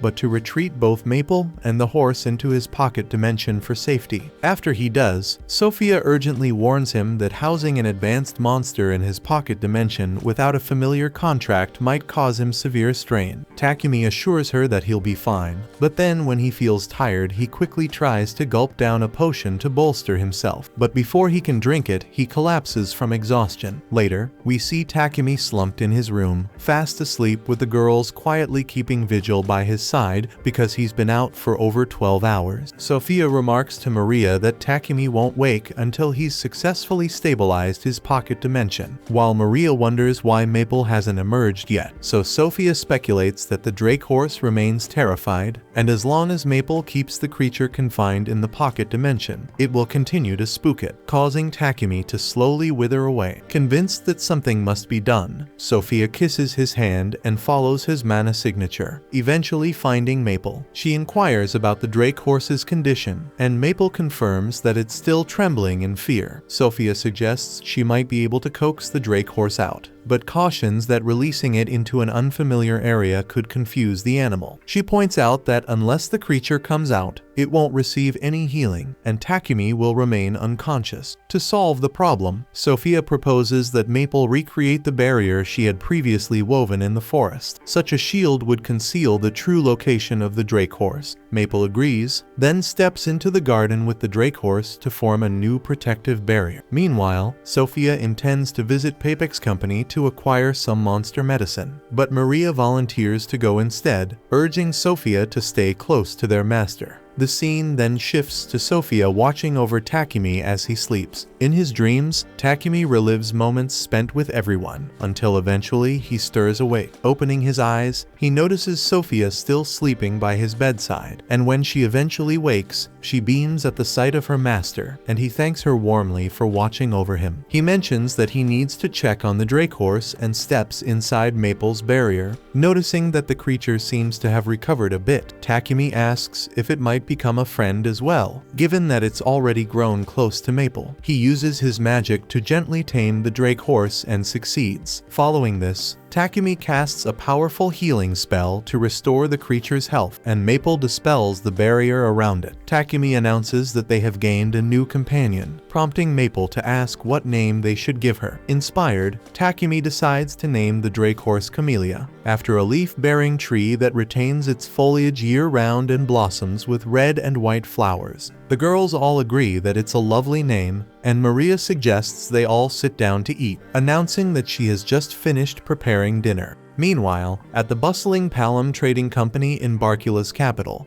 the owner frantically tried to sell a beast-man slave gifted with magical prowess, yet the potential buyer remained utterly indifferent. Though he conceded that a beast-man with such rare abilities was a unique find, he insisted on a live demonstration of her magic.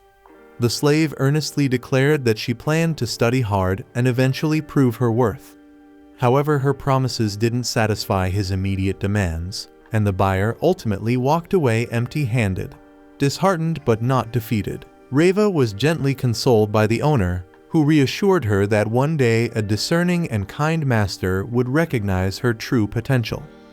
Later on, we find Reva alone in her modest room, lost in thought. She recalls the days when she still lived with her family, days marred by financial hardship that forced her to leave for the city to save some money, and with a promise to send money back to her brother. Yet despite all her efforts, she hasn't managed to fulfill that promise. The narrative then transitions to Takumi's mansion, where Maria casually inquires whether he plans to visit Digambo's workshop once more. Takumi confirms that he does, explaining that his carriage urgently requires some expert blacksmith work. Sophia, ever the worrier, points out that he recently took on an extra order for potions and refrigerators and hasn't had a moment's rest in days. Maria urges him to take care of himself, but he insists he's fine as he sets out. Not long after, at the Adventurers Guild, Takumi overhears a heated discussion about a mysterious, unsettling creature reportedly seen on the city's outskirts. Curious, he approaches the receptionist, who explains that recent reports have described a bizarre creature roaming near the city's edge. He even shows him a crude sketch, noting how strange it is that no significant damage has yet been recorded. Then, when asked about his own presence, Takumi reveals that he's here to register a new pet. The receptionist's eyes light up with excitement. He remarks that it takes something truly extraordinary to surprise him these days. Then, to everyone's astonishment, Takumi unveils his pet Camellia. Almost immediately, the guild members notice that Camellia bears an uncanny resemblance to the creature in the sketch. Alarmed by this startling coincidence, the guild master swiftly summons Takumi for a private discussion. Meanwhile, as the town bustles around, Sophia strolls through the streets, her thoughts still lingering on her recent trip to Mulan Trading Company. She remembers how she'd been on the hunt for a beast-man slave with magical abilities to assist Takumi with his production, but no candidate proved suitable. Still, Mulan had promised to spread the word among other traders, and Sophia had thanked her warmly. But before she left, Mulan even remarked that Sophia had changed ever since sealing her contract with Takumi. In the present, Maria bumps into Sophia on the street. Sophia casually asks if Maria's done shopping yet, to which Maria replies that she still needs to visit the butcher. Sophia then confides that Takumi seems constantly worn out these days, and she wishes she could ease his burden by ensuring he gets plenty of nutrition. Though she longs to help, she admits she isn't skilled enough in alchemy, and Maria assures her she'll do her best through cooking. When Sophia offers to lend a hand, Maria insists that it's best if she sticks to her own duties. Sophia takes the gentle rebuff in stride, and Maria notes that Sophia appears noticeably different, her expression softer, more at ease. Surprised to hear the observation a second time, Sophia blushes and quickly changes the subject, suggesting that they go pick up Takumi. They soon arrive at Digambo's workshop, only to find Takumi fast asleep at his station. Digambo explains that Takumi was utterly exhausted and dozed off mid-work, warning that if he continues at this pace, he'll collapse. Not long after, Takumi proudly unveils his newly finished carriage and invites Camellia to pull it. But before taking it out for a test drive, the girls examine it closely and are astonished to discover that it's not just a carriage, it's essentially a moving house, complete with individual rooms and bathrooms. They embark on a ride, and despite the vehicle shaking on the outside, the interior remains remarkably smooth and comfortable. Curious, Takumi asks Maria for her thoughts. While she expresses her approval, she suggests adding some decorative blades along the sides. When he inquires about the idea, Maria grins and says it would look incredibly cool. After a few days, they let Camilla run around town with the carriage, and her stats quickly level up in the process. Then comes the day to set off for the capital, and Takumi notices that the Lion Fang will be joining them as an escort. Real inquires about the creature pulling his carriage, and Heath clarifies that it's a Drake horse. Just then, Godwin and Papik arrive as well. Papik is visibly excited to see the carriage and asks Takumi if he can take a peek inside. Takumi agrees, and upon inspection, Papik is astonished that Takumi built the carriage himself. Takumi confirms he did, prompting Papik to ask for all the details of how he managed such a feat. Overenthused, Papik exclaims that he'll pay handsomely for this work, but Godwin quickly intervenes to temper his enthusiasm. Papik apologizes, and Godwin remarks remarks that the carriage is truly impressive. He states that he would be fortunate to own a carriage like this, and Takumi realizes that Godwin wants one made for him. Godwin boasts that he's willing to pay up to 100 platinum coins for it, and Takumi muses that such a price would be equivalent to 1 billion yen, surprised at the astronomical sum. They then begin their journey to the capital, and along the way, Godwin praises Takumi for his significant contributions to his domain. He proclaims that Takumi is set to play an even larger role and become renowned far and wide. His butler concurs, and Godwin adds that Takumi's exceptional talent attracts all sorts of attention, so he'll need protection from unscrupulous riffraff. However, Godwin admits he can only manage threats within the kingdom. When it comes to Sidonia or other nations, he has no idea what schemes they might be plotting, so vigilance is key. The scene then shifts to Sidonia, several months in the future, where we see Akane reading that the goddess Anat created mankind in her own image, and then fashioned the beast men from wild creatures to serve humanity. Then she created the elves and dwarves, placing them beneath mankind in hierarchy. Akane then glances at a slave collar from the beast men displayed in her room and feels a deep sense of disgust. Meanwhile, Takumi and his entourage arrive at the capital of Bacalados, and Takumi is relieved that they didn't encounter any monster trouble along the way. Real mentions that they did, but thanks to Takumi's loyal slaves and pets, the creatures were wiped out in an instant, leaving them with little extra work. Papek then informs Takumi that he'd like to discuss something with him once they reach the inn. At the inn, Papek reveals to Takumi that he intends to gift the king a carriage similar to Takumi's own masterpiece. He explains that he has already spoken with Godwin about it, and they both agree that presenting such a carriage is the best way to demonstrate Takumi's exceptional talent to the king. With an audience scheduled with the monarch in 5 days, Papek expresses concern that building a carriage in such a short time would be challenging if done in Bolton. He asks Takumi to begin work as soon as they return there. However, Takumi insists that he can construct it here, noting that hauling a carriage back from Bolton would be too much effort. He adds that he can manage with the materials he currently has, but he will need adequate workspace, and Papek promises to take care of that. Later, Takumi is seen discussing the new project with his slaves. He explains that Papek has arranged for him to operate out of the garden of the Palin Company. Sophia chimes in, mentioning that she's heard of this company, a reputable slave trading enterprise run by a man named Burton, and advises that Takumi should secure an assistant to help with the work. Maria then points out that he barely rested before this trip, and now he's diving back into production without a break. She cautions that this is reckless even for him, but Takumi assures them that he isn't truly tired. Sophia, still upbeat about the prospect of working with the Palin Company, suggests that Takumi should purchase another slave.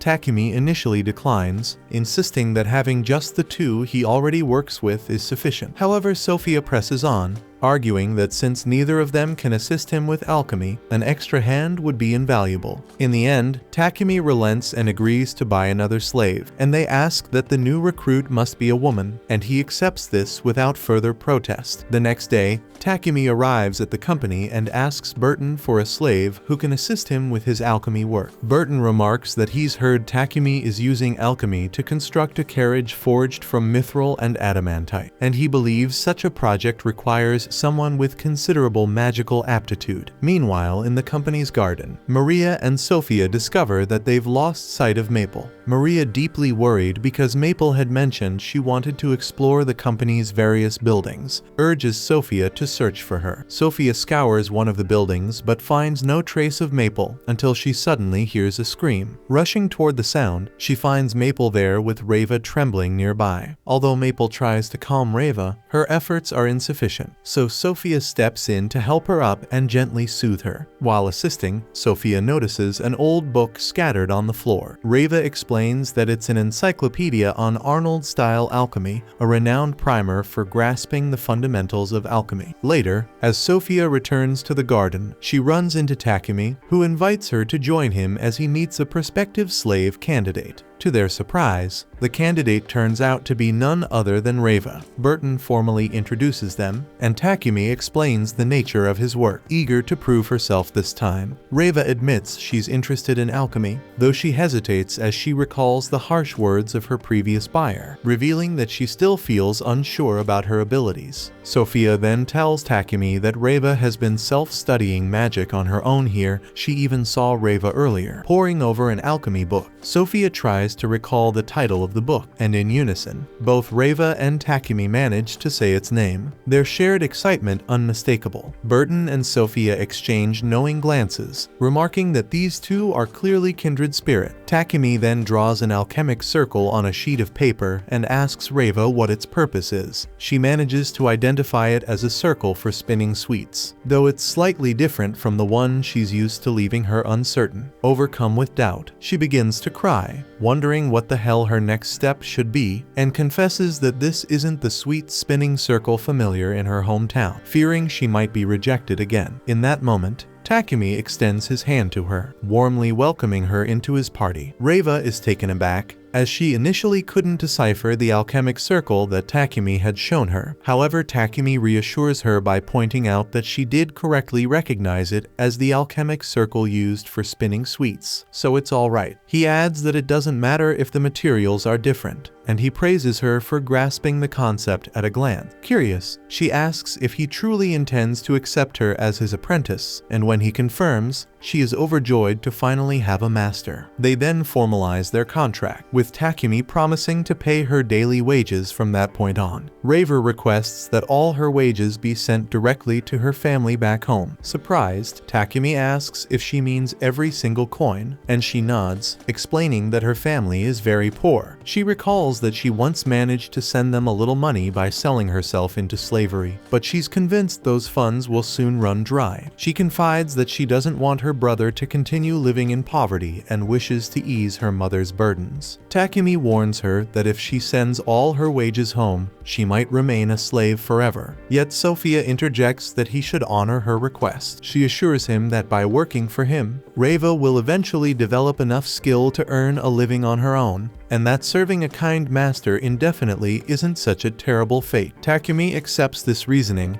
and later introduces Reiva to the rest of the team. Much to her delight, the scene then shifts to the present in the Holy Empire of Sidonia, where the Emperor learns that the Kingdom of Barcula still refuses to relinquish Takumi, despite having sent 3 missives by now. The Emperor considers that they must be taught a lesson, but Elizabeth intervenes, urging him to hold off on any rash actions until the heroes are summoned in a few months. Still reluctant to let the matter rest, the Emperor presses on, but Elizabeth advises him to harness the power of faith. She explains that they will spread word that someone is disrespecting the Church of Divine Light, a move sure to incite the anger of its faithful. Moreover, she warns that the Church of Divine Light Squadron will not stand idly by when such sacrilege occurs. The scene transitions to Takumi skillfully assembling the frame of his new carriage. Reiva observes in astonishment, marveling at his ability to utilize such an intricate alchemy circle to synthesize adamantite. With a light-hearted chuckle, Takumi downplays the complexity, assuring her that while it may seem advanced, she will soon be capable of creating similar formations herself. Though hesitant, daunted by the sophistication of the technique, Reiva listens as Takumi shares a crucial insight: true mastery in alchemy comes not just from knowledge, but from passion. Encouragingly, he reminds her that she already possesses the most vital quality, an innate excitement for the craft.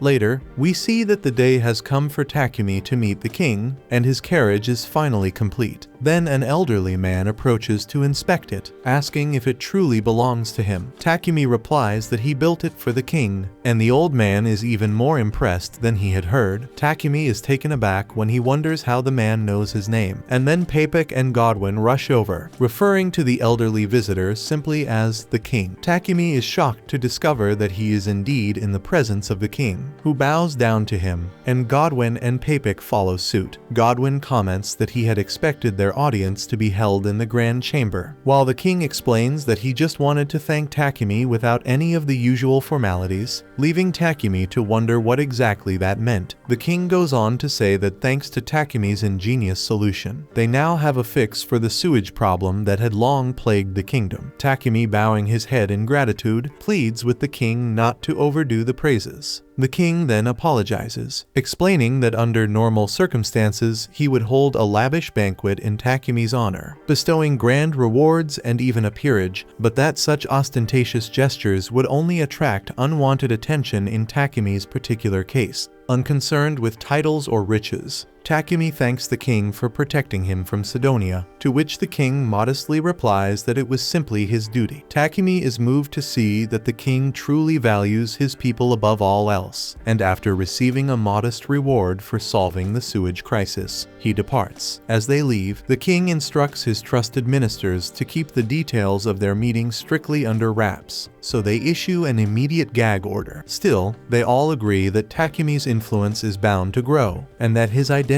might soon become public once the magical devices are exported to other nations. The king admits that this possibility worries him, and he is convinced that the Church of Divine Light will retaliate if the secret ever gets out. Several days later, Takumi and his crew are back in their mansion, which he ended up purchasing from Papik. Later, we catch him in a heated discussion with one of his slaves. He's pissed off that they keep foregoing their wages. Maria tries to calm him down, saying it's fine since he already provides food and other necessities, and she's content with the regular allowance. Sophia echoes her sentiment, but Takumi insists that they should actually take their wages, even if they don't need them, because having some savings is important, especially since their contracts with him will eventually end. Sophia then declared with heartfelt conviction that she plans to serve him forever, convinced he'll kick the bucket before she does, and then she'll guard his grave for the rest of her life. Meanwhile, Maria quips that she just wants to die a day after her master and be buried right next to him, though Takumi can't quite wrap his head around their odd affections. The scene then shifts to Sidonia in the present, where someone shows Elizabeth a contraption they're using to purify toilets in Bolton. The messenger explains they snagged one of these devices during an infiltration of Bacalados, and Elizabeth immediately deems it a heretical piece of junk. She wonders if they don't give a damn about the wrath of the goddess, and the messenger informs her that most believers in the Church of Divine Light are itching to decisively crush the source of this evil. Elizabeth agrees, ordering the messenger to dispose of this cursed contraption before it spreads any further. Shortly after, we learn that Reva wants to register with the guild. She tells Takumi she'd like to join him as an adventurer, convinced that the experience will help her sharpen her alchemy skills and become a better craftsman. Takumi finds her reasoning sound. After all, adventuring can boost one's mana, and he promptly registers her at the guild. Reva was overjoyed to be accepted and gratefully thanked Hans for his help in sending her reward money back home at an exceptionally low cost, a service that Hans explained was common among adventurers. Hans then asks Takumi if he has come up with a party name yet, but Takumi hasn't managed to decide on one. So Hans says that Takumi's party is one of the top class groups in their guild and that they really should pick a name soon. Takumi, however, isn't convinced they need one. After all, he isn't planning on becoming a professional adventurer. He grumbles that they aren't exactly like the Lion's Fong, with clear role divisions. Instead, they're just a ragtag bunch of misfits. He even laments that things would be different if he could fight on the front line. Overhearing this, Barak steps in, declaring he's going to help him out. Takumi again insists that he's not aiming to be a full-time adventurer, but Barak is having none of it because he already vows to train him, and soon enough we see Barak tossing Takumi around like a ragdoll. While pounding on him, Barak demands that Takumi come up with a name for their party. Every suggestion Takumi offers is so ridiculously bad that it makes Barak furious, and he continues to hurl him about. He keeps roaring to him that he just needs to think of a name that actually reflects who are they.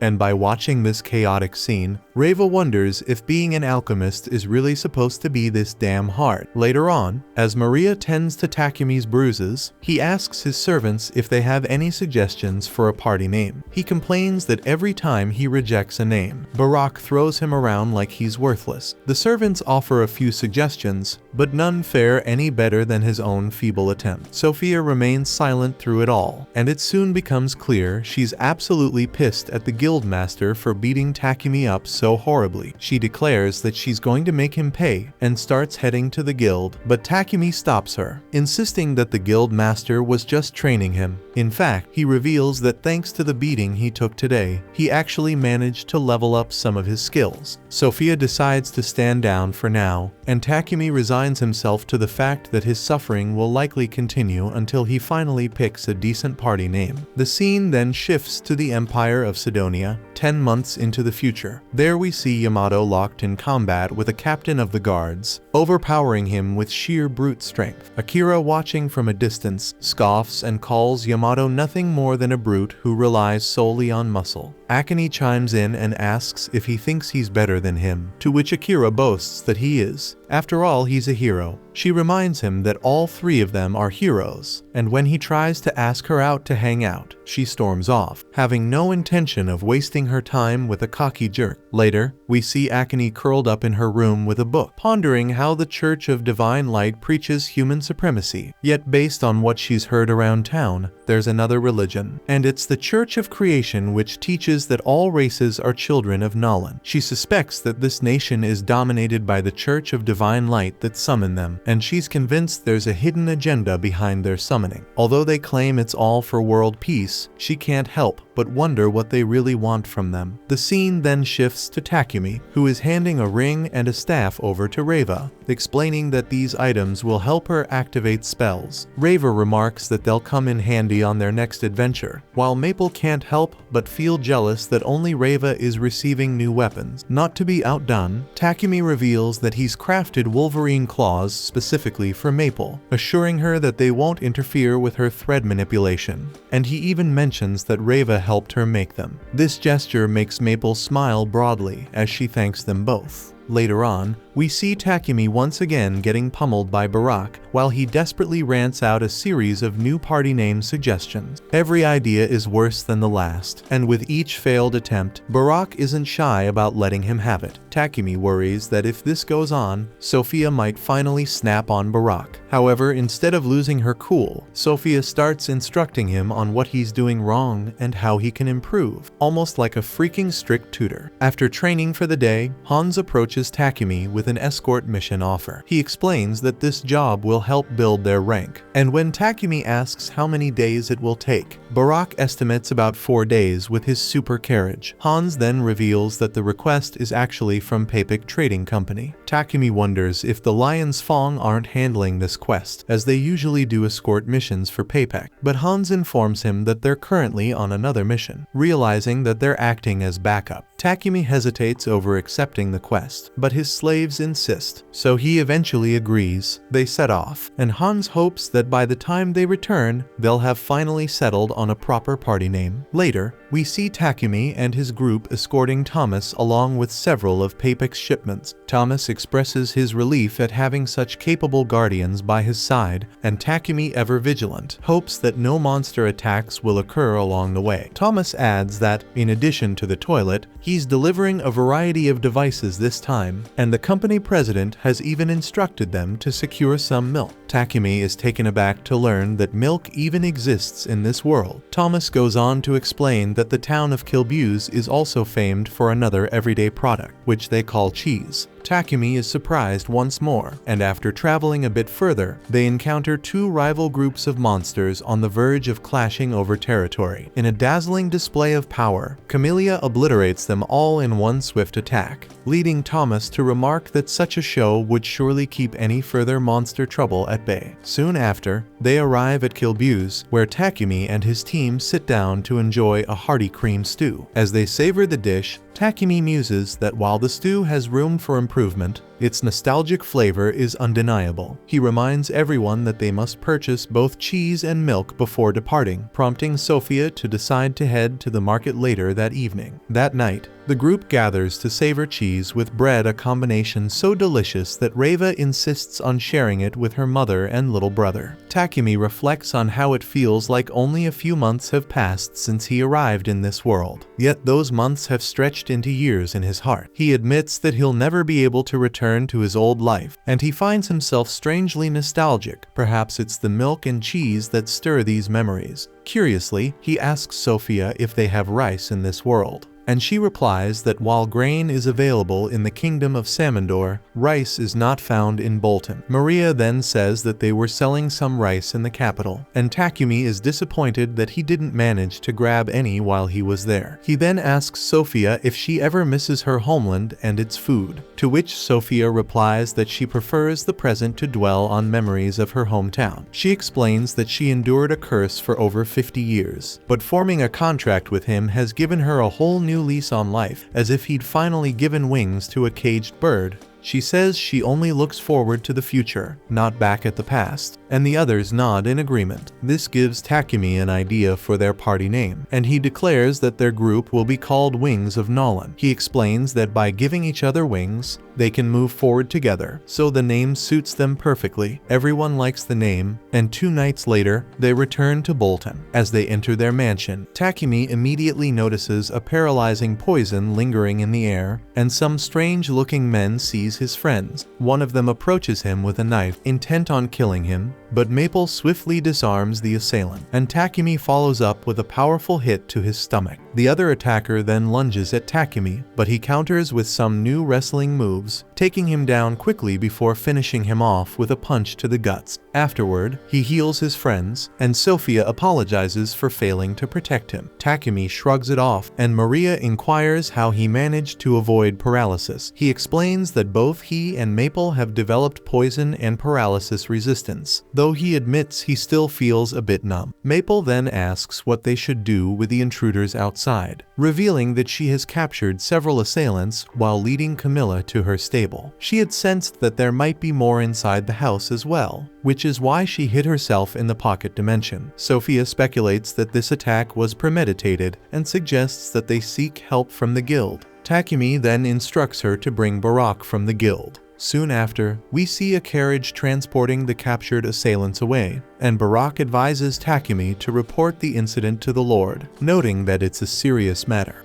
Early the next morning, Takumi meets with Godwin, who discloses that the attackers from last night were members of the Divine Light Squadron, a faction of zealots whose fanaticism exceeds even the extreme standards set by the Holy Sidonia Empire.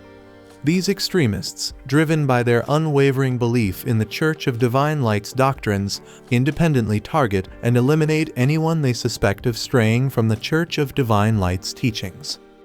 Takumi is shocked and frightened to learn that these attackers were indeed trained assassins and not merely common thieves as he had hoped. Godwin is convinced that the root of the problem lies in the magic toilets Takumi created. In the past, priests had to periodically purify the toilets using holy magic, a task that brought in enormous income for Sidonia's clergy. Now that Takumi has eliminated their main source of revenue, the priests are determined to take revenge. Takumi briefly considers going off the grid, but Godwin and his subordinates assure him that he'd be safer if he remains in their sight. After all, they can actively support him. The guildmaster insists they need to improve Takumi's security during adventuring. Takumi nervously protests that he'd rather take a break, but the guildmaster refuses to let his party, one of the top 5 in their city, halt their work. With Sophia promising to keep him safe at all costs, the guildmaster finally convinces him to continue his adventuring duties. Later, Takumi heads to the Adventurers Guild to officially register his party under the name Wings of Nolan. The receptionist compliments the flashy name but warns him to be cautious, noting that rumors are already circulating about someone sending assassins after him, and that many now believe he has a high bounty on his head. That night, Takumi gathers his girls and shares the receptionist's warning. Although he feels guilty about putting them in danger, they confidently assure him that they will protect him with everything they've got. Takumi feels relieved after hearing the reassuring words, but he's determined not to have the girls and the knights devote all their time to guarding him. To solve that problem, he devises an idea to cast a magic barrier around his house that repels anyone not registered with it. He plans to create a magic device to project the barrier and asks Reva to help him. Thinking ahead to their upcoming adventures, Sophia suggests that they add a tank to their party. All the girls chime in, jokingly insisting that they wouldn't let any guy join. After all, the bigger his harem, the prouder they are. Takumi agrees with their suggestions, but he has no clue where to find a female tank or attacker to join their ranks. Sophia then suggests contacting the Mulan Slave Trading Company, as it might be a good starting point. With that settled, the girls retire for the night while Takumi begins crafting the magic circles for his safety device. The next morning, as Takumi is about to start working on the device with Reva's help, Sophia approaches him, eager to contribute as well. Takumi assigns both her and Reva the task of engraving the alchemy circle onto metal plates. Later, he sprinkles pixie dust over the plates to imbue them with magical energy. At that moment, they catch sight of Maple riding Camellia and charging at enormous silk dolls, playfully pretending they are enemy golems. Reva remarks that golems too are a product of alchemy, and Takumi nods, admitting he's aware of them, but that their complex core has kept him from attempting to make one himself. Reva muses that a golem could be the perfect tank for their party. While Takumi agrees in principle, he accepts that his current skills won't allow him to create one yet. He then resumes work on the barrier device. As he links the magical circles, his mana manipulation skill maxes out and unexpectedly evolves into a more refined spell control skill. Takumi realizes that leveling up his spell control might one day enable him to construct golems. Meanwhile, in the distant empire of Sidonia, the Emperor learns that the Divine Light Squadron has been captured, and apparently they couldn't even take their own lives before being caught. Realizing that matters have grown even more complicated, his daughter Elizabeth chimes in, insisting that they stop fixating on one man when larger plans are at stake. The court mage explains that they've assembled an ancient magic circle to summon heroes, but they need at least a couple of months to amass the required magic power. At the same time, Takumi attempts to synthesize a golem's core through alchemy, but his skills fall short of the mark. Observing his struggles, Maple suggests that instead of creating one from scratch, he might simply tame an existing golem. Intrigued by her idea, he immediately consults Sophia about where such golems might be found. Sophia informs him that stray stone golems can be found among ancient ruins, while iron golems typically reside within dungeons. Takumi is taken aback to learn that dungeons exist in this realm, and he quickly decides that acquiring an iron golem would be ideal. Despite Sophia's warning that charging into a dungeon without a proper tank or frontline attacker would be reckless, Takumi is determined and leads his party toward the dungeon. Before they even reach the dungeon's entrance, they encounter a massive stray stone golem. Sophia advises that its control core must be destroyed if they hope to defeat it. However, Takumi is reluctant to destroy the core, as it is the very component he desires. Suddenly, the golem becomes alert, its eyes beginning to glow, and it pivots toward them. Both Takumi and Sophia instinctively duck, while Sophia urges caution, insisting that fighting the golem would be too risky. Takumi counters that if they can tame it, the golem would serve as a formidable tank for their party. Without hesitation, he leaps down to confront the golem, and the girls have no choice but to follow his lead. As the golem advances, surrounded by his party, Takumi unexpectedly senses a connection with the creature. He orders his companions to hold their fire, approaching the golem slowly and studying it intently. In that moment, he realizes that the golem was originally programmed to guard ruins dedicated to the goddess Nolan, and it now seems to be reacting to her blessings on him. Relying on his taming abilities, Takumi manages to subdue the golem with ease, much to everyone's astonishment. Maple, excited by the prospect of gaining a new junior, prompts him to name the creature. After a brief moment of thought, he christens the old golem Titan. The newly tamed Titan attempts to communicate, but its language remains a mystery. Takumi considers fitting it with a voice box. Yet he quickly realizes that parading such a colossal being into the city would undoubtedly incite panic. He even contemplates transporting the golem via his pocket dimension. However, before he can decide, Titan unexpectedly sheds all its mass and shrinks down into a miniature version of itself. Upon returning home, Takumi immediately sets his mind on designing a new body for Titan. But before he even begins manufacturing, he calls a critical meeting with his slaves. He explains that there are enemies after him and that he doesn't want them to be caught in the crossfire. For this reason, he proposes dissolving their contracts so they can safely return to their own lives. The girls are horrified at the suggestion, insisting they will not abandon him even in the face of danger. In response, Takumi reminds them that he still has Titan and his 2 pets to protect him, and he promises to pay them handsomely so that once his contracts end, they won't be forced to be a slave to someone else. But despite his assurances, the girls are reluctant to accept the idea. Suddenly, Maria slams her spear toward him, declaring that if he really intends to release them, he'll have to answer to her first. She launches into a passionate tirade, condemning him for even considering leaving them behind during such perilous time. Overcome by emotion, both Maria and Takumi break down. Sophia then steps in to comfort a tearful Maria, explaining that while she understands Takumi's concern for their safety, his suggestion to send them away during his worst moments hurt them deeply. Reflecting on the unwavering loyalty they have always shown, Takumi apologizes sincerely for imposing his burdens on them and disregarding their feelings. He pleads with them to stand by his side and help fight his enemies, and the girls wholeheartedly agree. A few days later, Takumi completes the new body for Titan crafted from a blend of adamantite and mithril, outfitted with advanced weapons and defensive features, and even capable of speech. In a nod to his childhood dream of becoming a Power Ranger, he creates a colossal version of Titan that he can literally enter and control as if it were an extension of his own body. As he weeps with joy over his achievement, Nolan, who has been watching his progress as if she were a fan of his YouTube channel, muses that he might have gone a bit too far with that golem. Just then, her assistant bursts in with shocking news about the so-called goddess Anat, whom the Sidonia Empire worships. Apparently, there was never a true goddess named Anat. Instead, due to the fervent devotion of the Church of Divine Light, a being by that name is slowly coming into being, and it's turning into an evil spirit. Nolan had long suspected that such a phenomenon might occur, and she now realizes that it could spark a catastrophic war on Earth, one that Sidonia and its heroes might unwittingly ignite. Unable to intervene directly in the mortal realm, she had endowed Takumi with his new body and powerful blessings so that he could rise to the occasion and save the entire realm.